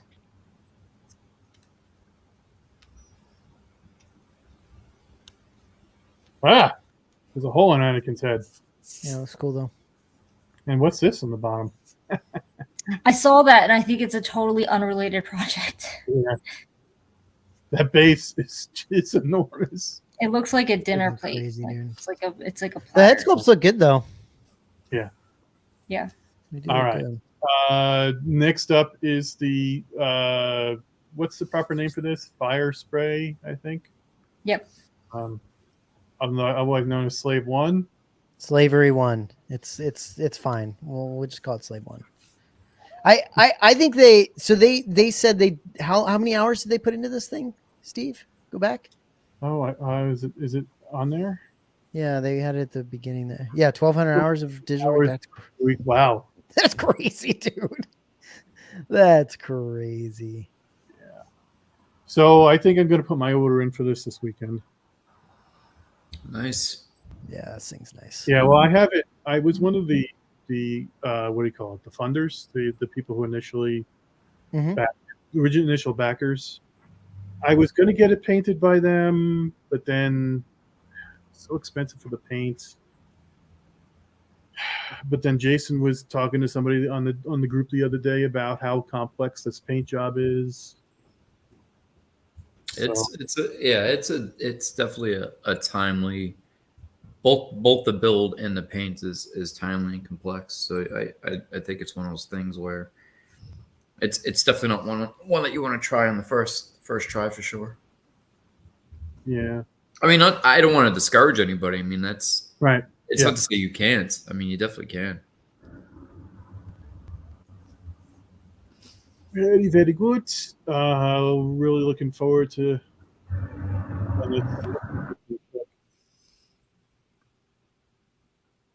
And if they fill their quota, you get the free cockpit. Yeah, that's cool. It looks amazing. It's gonna be killer. Cockpit doesn't really do anything for me. Steve, are you gonna have them paint it for you, or what are you gonna do for the painting? I don't know who I'm gonna have painted. I don't know. I'm thinking about getting the kit and then just holding on to it until I can find somebody to paint it. Yeah, I got you. There you go.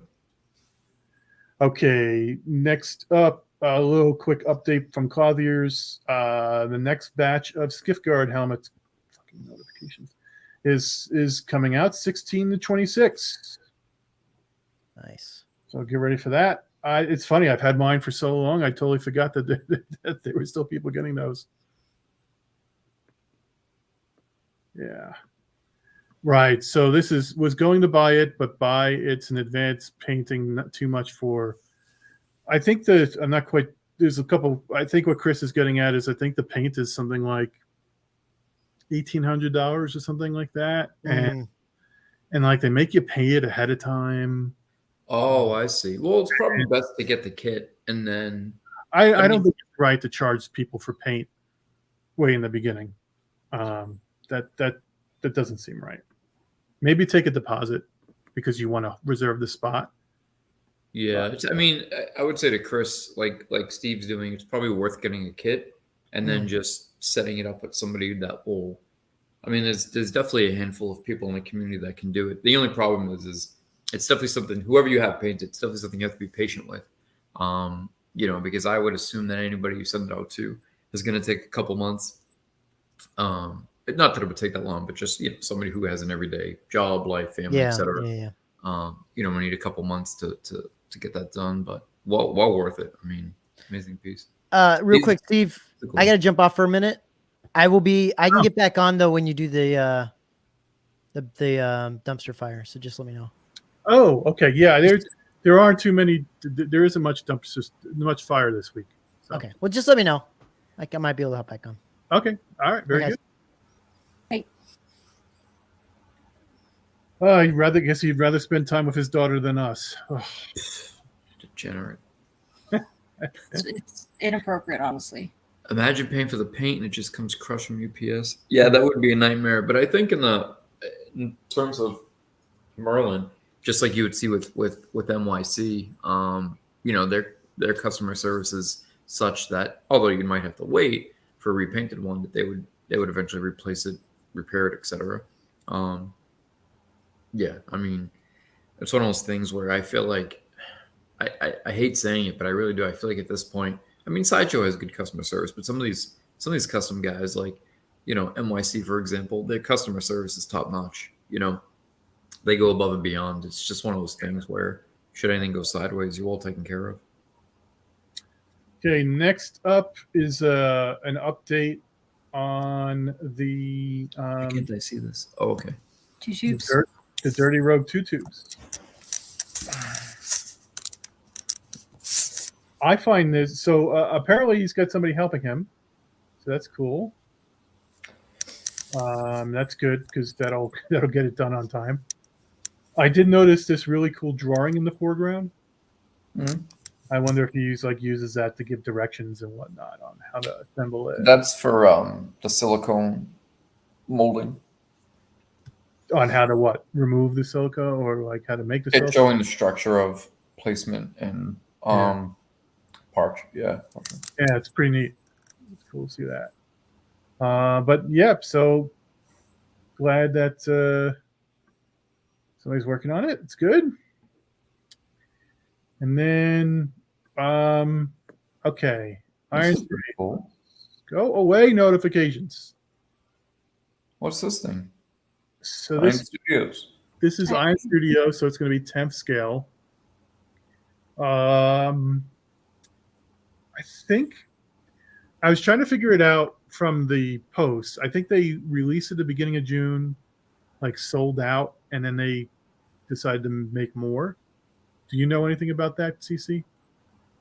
Say that again. I'm sorry. The Iron Studios Vader here from Kenobi.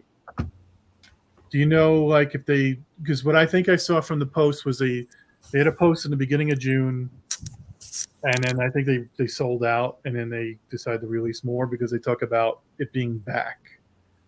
And then I looked, and it was like an early June post that says, "Hey, it's new." So I could only surmise that they had sold out or something. The only thing I could think of, just because it's been my experience with Iron Studios, is I don't know what they're referencing by like it's back, meaning like they have another Vader. Anyway, but I think what they could be referring to is the fact that, because I know I had this experience with the Vader on Throne, is that it'll be on their website, but it'll be like a listing where you can't actually order it, and it just says coming soon. So I think the June 1st was, hey, here's how much it is, but you can't order it yet. And then them posting it again was like, hey, it's now available. Because I got fed up waiting, and I ordered the Iron Studios, the Vader on Throne through Spec Fiction. Okay. Before it was available directly through Iron Studios.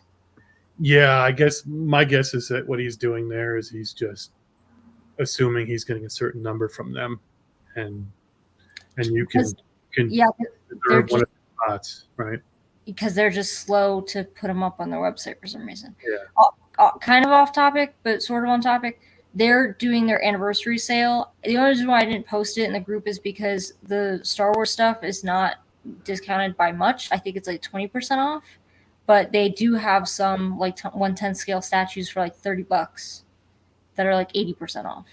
Okay.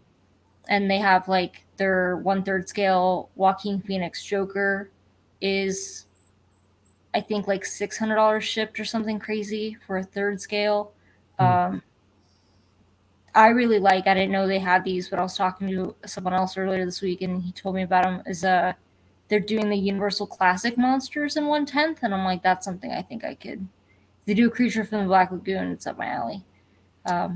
Yeah, the only thing I'll say is if you have the opportunity, take a look at a 1/10 scale Iron Studios in hand first before you order anything. When I got my Lord of the Rings from them, I was like so disappointed, and I said I will not buy any more of these. So I think some they execute a little better than others, and given the scale, they're not terrible. But it depends. It's like based on the character and stuff. I did hear a rumor that they might be issuing previous statues that they did in like quarter scale in 1/10, which I find very interesting. Because that could be tempting, because I think these do look nice. I don't think I'd put them like within my collection, but like on a desk, like somewhere, or on a bookshelf, I think would be cool because they're on the smaller side. Okay, next up. Oh, Hot Toys. Okay, so IG what? IG 12?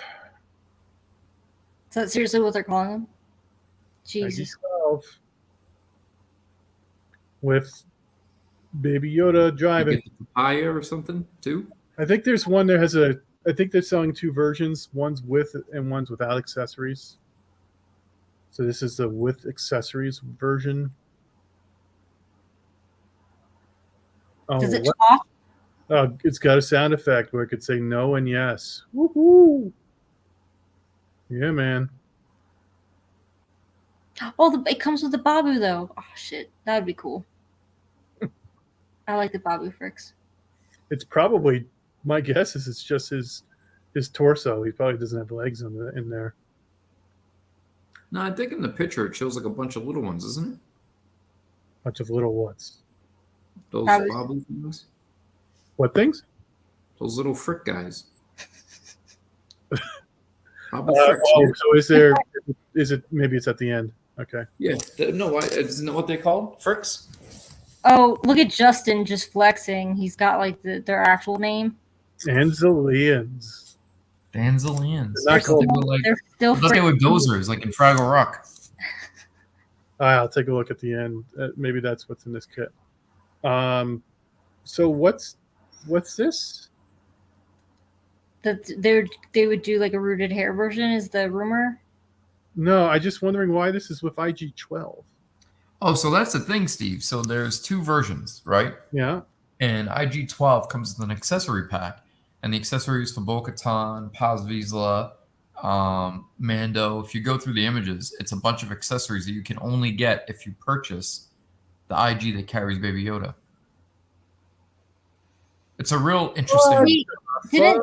Didn't they do that with Quill and the Blurg, where like you can get an accessory pack that came with like 4 different Grogus and like a bunch of other stuff that was meant for Mando? I think so. Yeah, something along those lines. Yeah.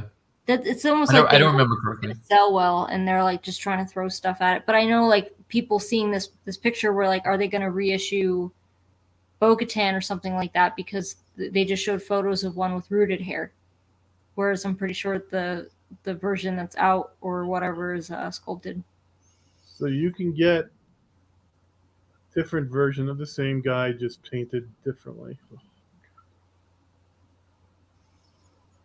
Yeah, but when you get to the main picture, you'll see it's an accessory pack. Because like Mando comes with like another weapon and a backpack, and not Mando, but this IG-12. Yeah, see his little the fricks. The Frictonians. Coming to you live, it's the fricks. See? Oh God, that is like atrocious. It's like a shock trooper. Whatever. False advertising. It doesn't light up and shock you like that.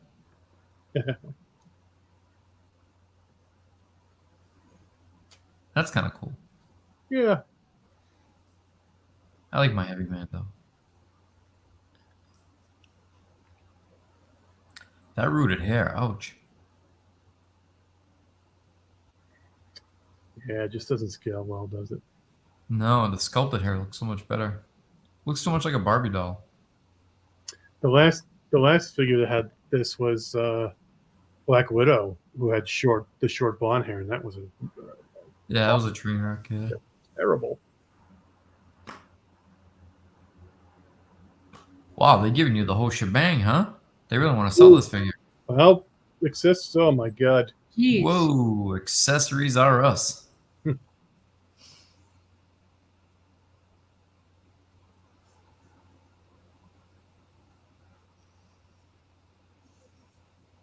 I was just reading that crap droid. If you buy the Big 12 Manziga version, are they for the whole new figure separately? Because if they are accessories to buy that crap droid, I pull the chain and I stay calm. Please don't replies. Oh, okay, look, it was selling it. Right. Yeah. I love it. I'm so confused by what's happening here, but I love it. That's a great statement. Mm-hmm. All right, and then there are glam shots for Crosshair. Pretty damn good, man. Mm-hmm.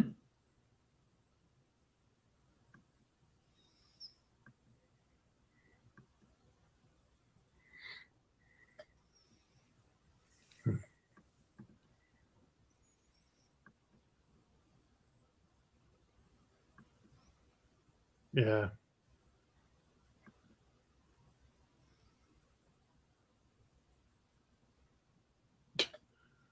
Don't look like that guy at all.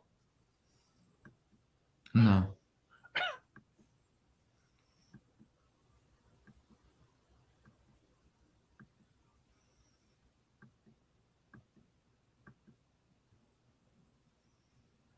Yeah, having the whole group is great. They got to make Miga.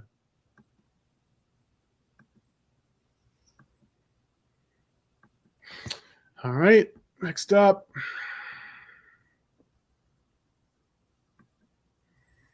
Glam shots for Fett on throne.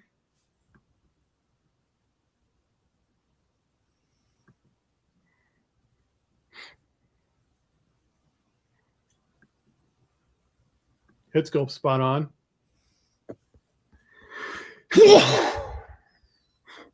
Excuse me. Thank you. Oh, Jason, this is a must-have. Yeah, holograms. Yeah. Of the fire spray. Gotta collect them all. Too bad the show sucks.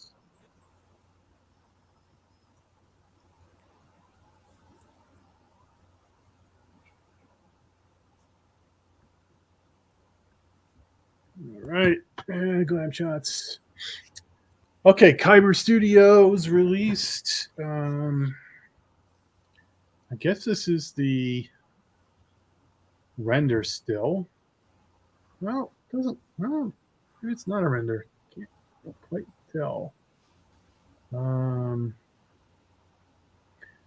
head. We'll want to show you the head sculpt here in a second. Let me get closer.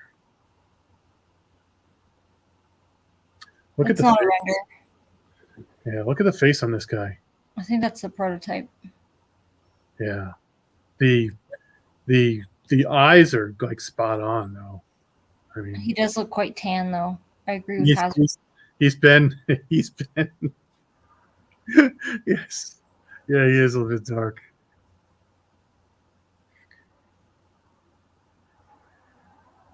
They can fix that though.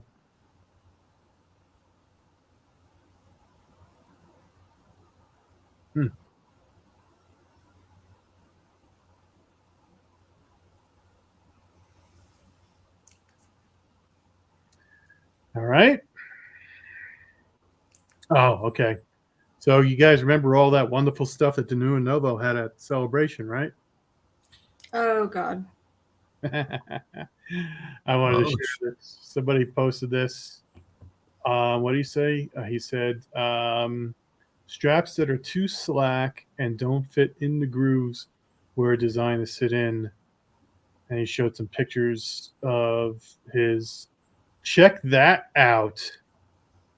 Nice little mold line on that thing. That's atrocious. Yeah, that's.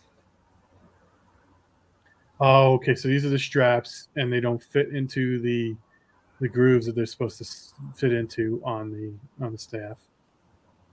You can see all the space right up here. Yeah, they're too small.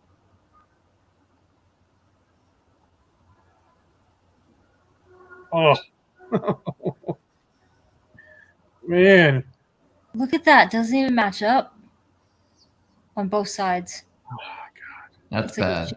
That's bad. I've seen stuff from the RPF look a lot better than this. Like from people doing it in their garage. So this honestly looks to me like a Hasbro toy. The quality, right? I mean, how much is Danu and Novo selling that for? yeah, that was gonna be my next question. Not that it excuses that bullshit, but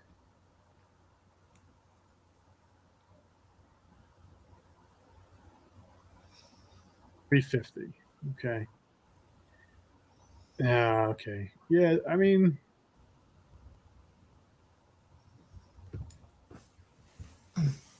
makes me more and more nervous about my Batman cowl. Made of a hyperfirm and dense combat foam material. What? That explains it. This is like a. It's like that EVA makes foam. sense when looking at marketing that. version or something. That makes sense looking at that. Yeah. It seemed like It's I probably can almost so that feel the you could bring material. you could bring it into conventions and stuff without them taking it. Yeah. Yeah, you're right, CC.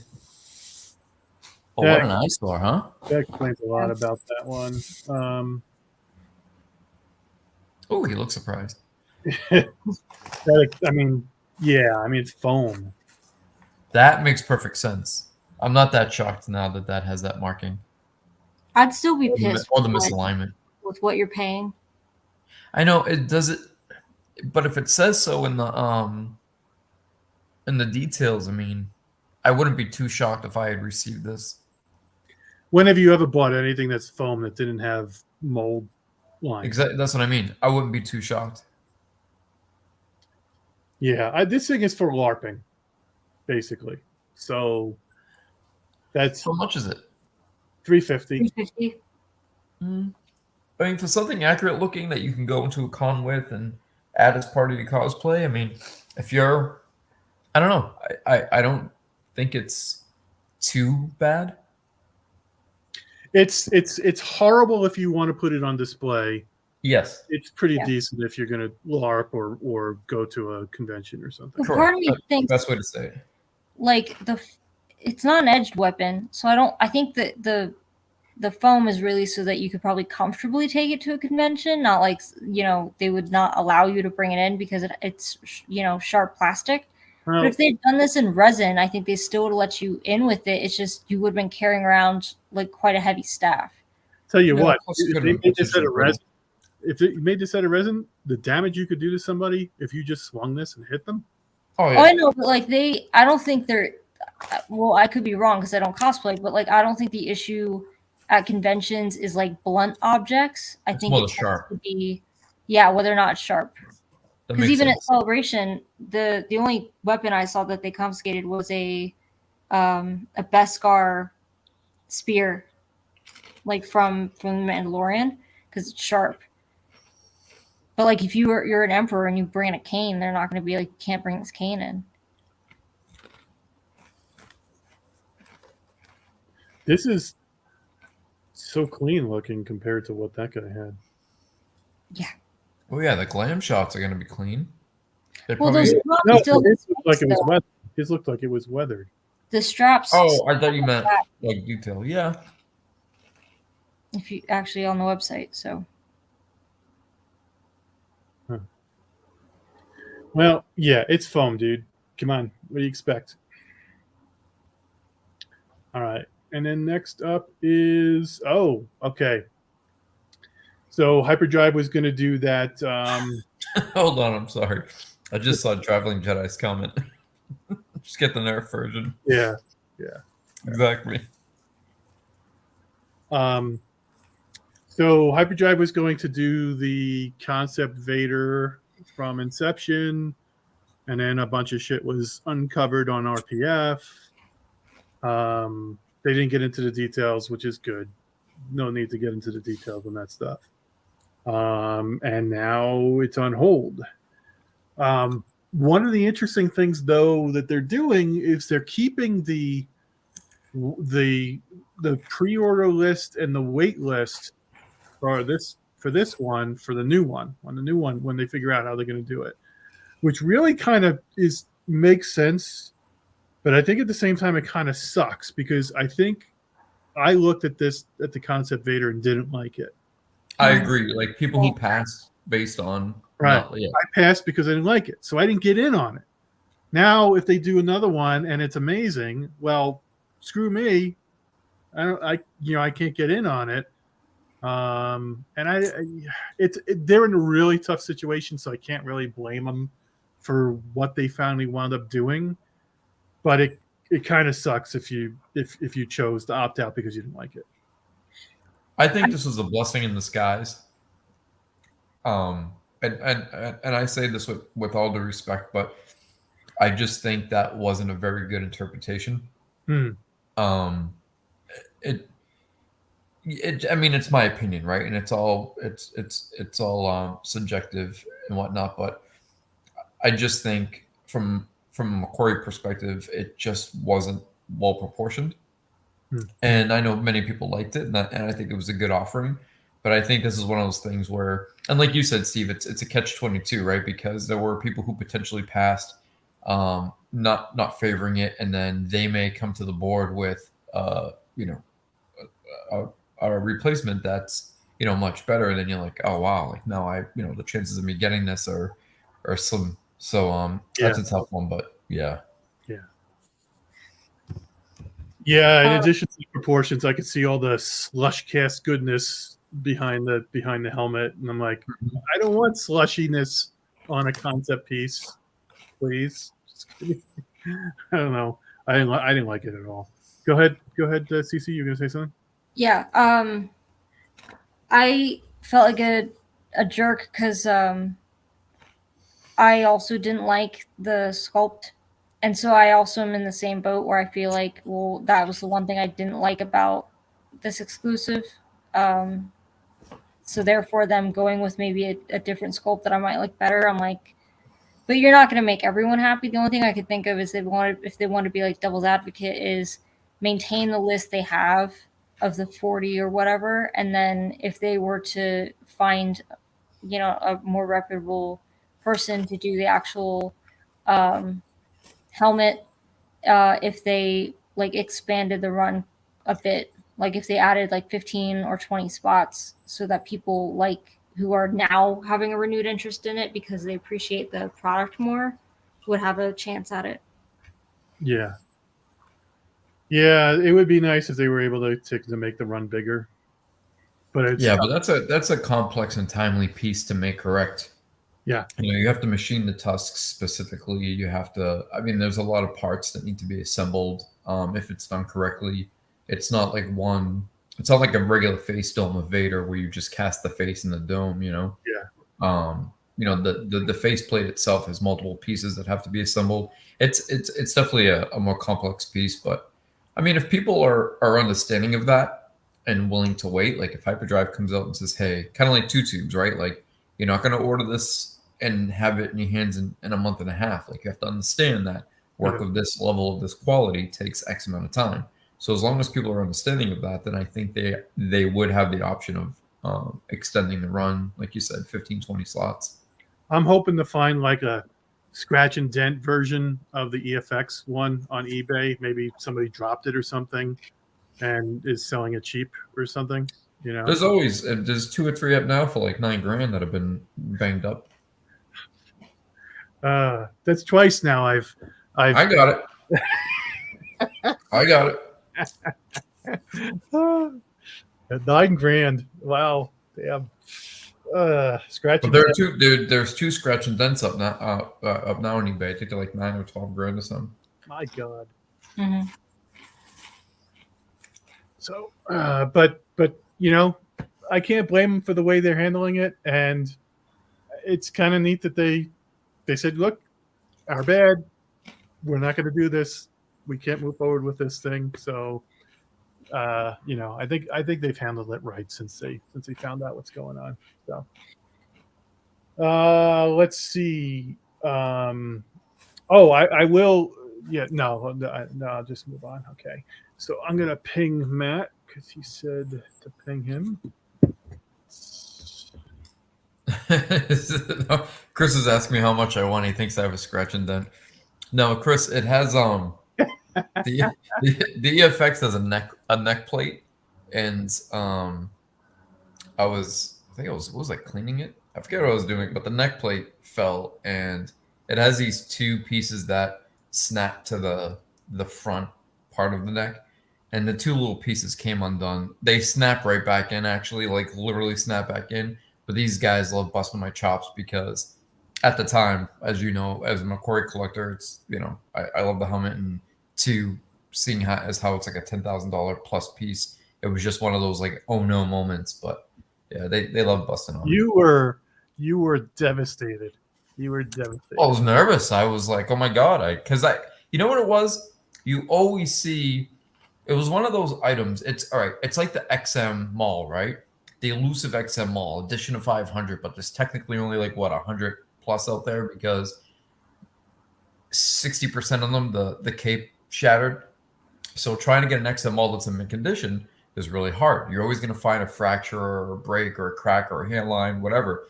So with the EFX Vader, the same thing was happening. The neck plates, because they included the back of the neck, the neck plate's one of those things where most people that got them had it was either misaligned or the piece of mine that popped out, like those were coming already, removed and broken off. So like I said, if you go on eBay, you'll always see like, oh, the back plate's broken, or this is broken, or this has a crack, or this has a, so to get one that was mint was difficult. And yeah, I had happened to get one that was absolutely mint. So when my two pieces of the back neck plate popped out, I was devastated, but I was able to just pop them right back in with little to no work. I didn't have to put any paint or coverage or clear coat. They slid right in, no problem, which is good. All right. First up, General Giant. Oh, it is an Admiral Thrawn on Throne. Throne. Say that real fast 3 times. This is the Thrawn on Throne I was talking about earlier, CC. Yeah, I think I was living under a rock. I hadn't seen this till now. Ah.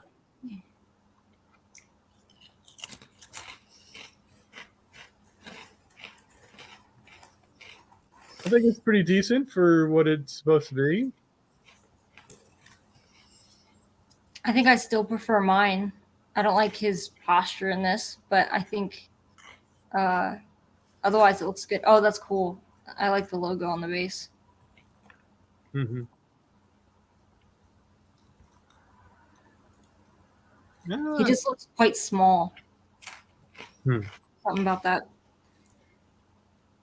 So this is, they don't put the scale. It's this 7th scale. Okay. No, I mean, like, not the piece is small. Like, there's something about his proportions look too small. Like, his legs look too small or something. Okay.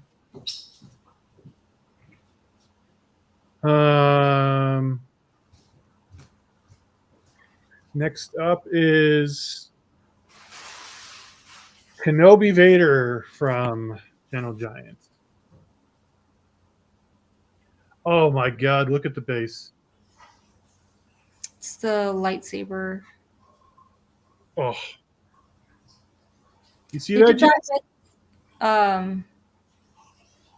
What's that? They did that with someone else's. I just can't remember whose it was. Where the base was the lightsaber. Themed bases. Did Jason leave the room? I think so. Yeah, they've always done themed bases with these half scale busts. Luke's was actually kind of cool. I think it was like the engine of an X-wing. Or the fuselage.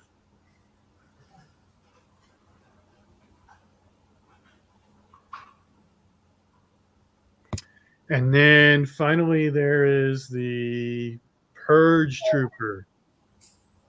No. Sign me up. That looks bad. Yeah, the textures on the helmet are not good. The absolute worst design in the history of Star Wars troopers. Oh. God.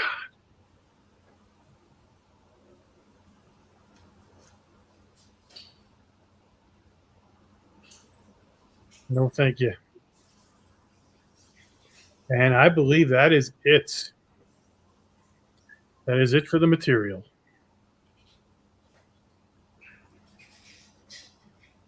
All righty. So there was a decent amount of stuff this week. We did have 2 art prints, but I wasn't crazy about either of them. Yeah,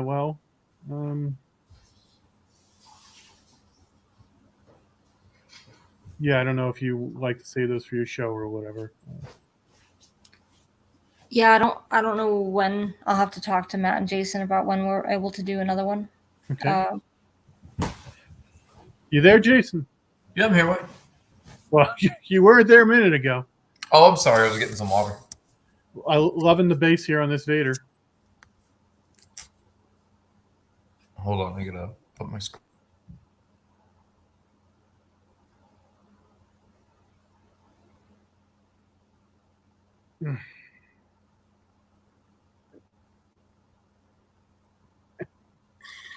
Anyway, I think we will go ahead since we're at the end. I think we'll wrap it. Well, what's this in the chat?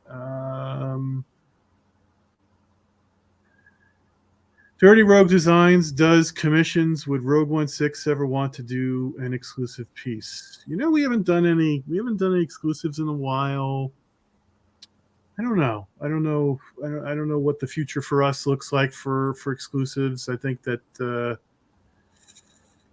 they're a lot of work. When you watch Hyperdrive and what they do, they were talking today about how much they put into it. You never know. Maybe, definitely love his stuff, but maybe in the future, I just don't know if we're going to be doing any more exclusives anytime soon. Yeah, even just doing some of the work we do behind the scenes is it's a lot, and that's not even bringing anything completely to the forefront. That's it's tough. There's a lot of moving parts, and it's really not. I don't think it's really our thing. But I mean, not completely against it, but Hazard Blue. I think he's. I think by the wording of that, I wonder if he's kind of new to what's what. I don't mean that in a bad way. Okay, well, thanks everybody for joining us tonight. Had some interesting pieces, some interesting debate about quarter scale Lineage. Hopefully, I'm still part of his group when I'm done here. But it was good talking to everybody, and I think we'll wrap it up. Everybody have a good night. Talk to you later. Good evening.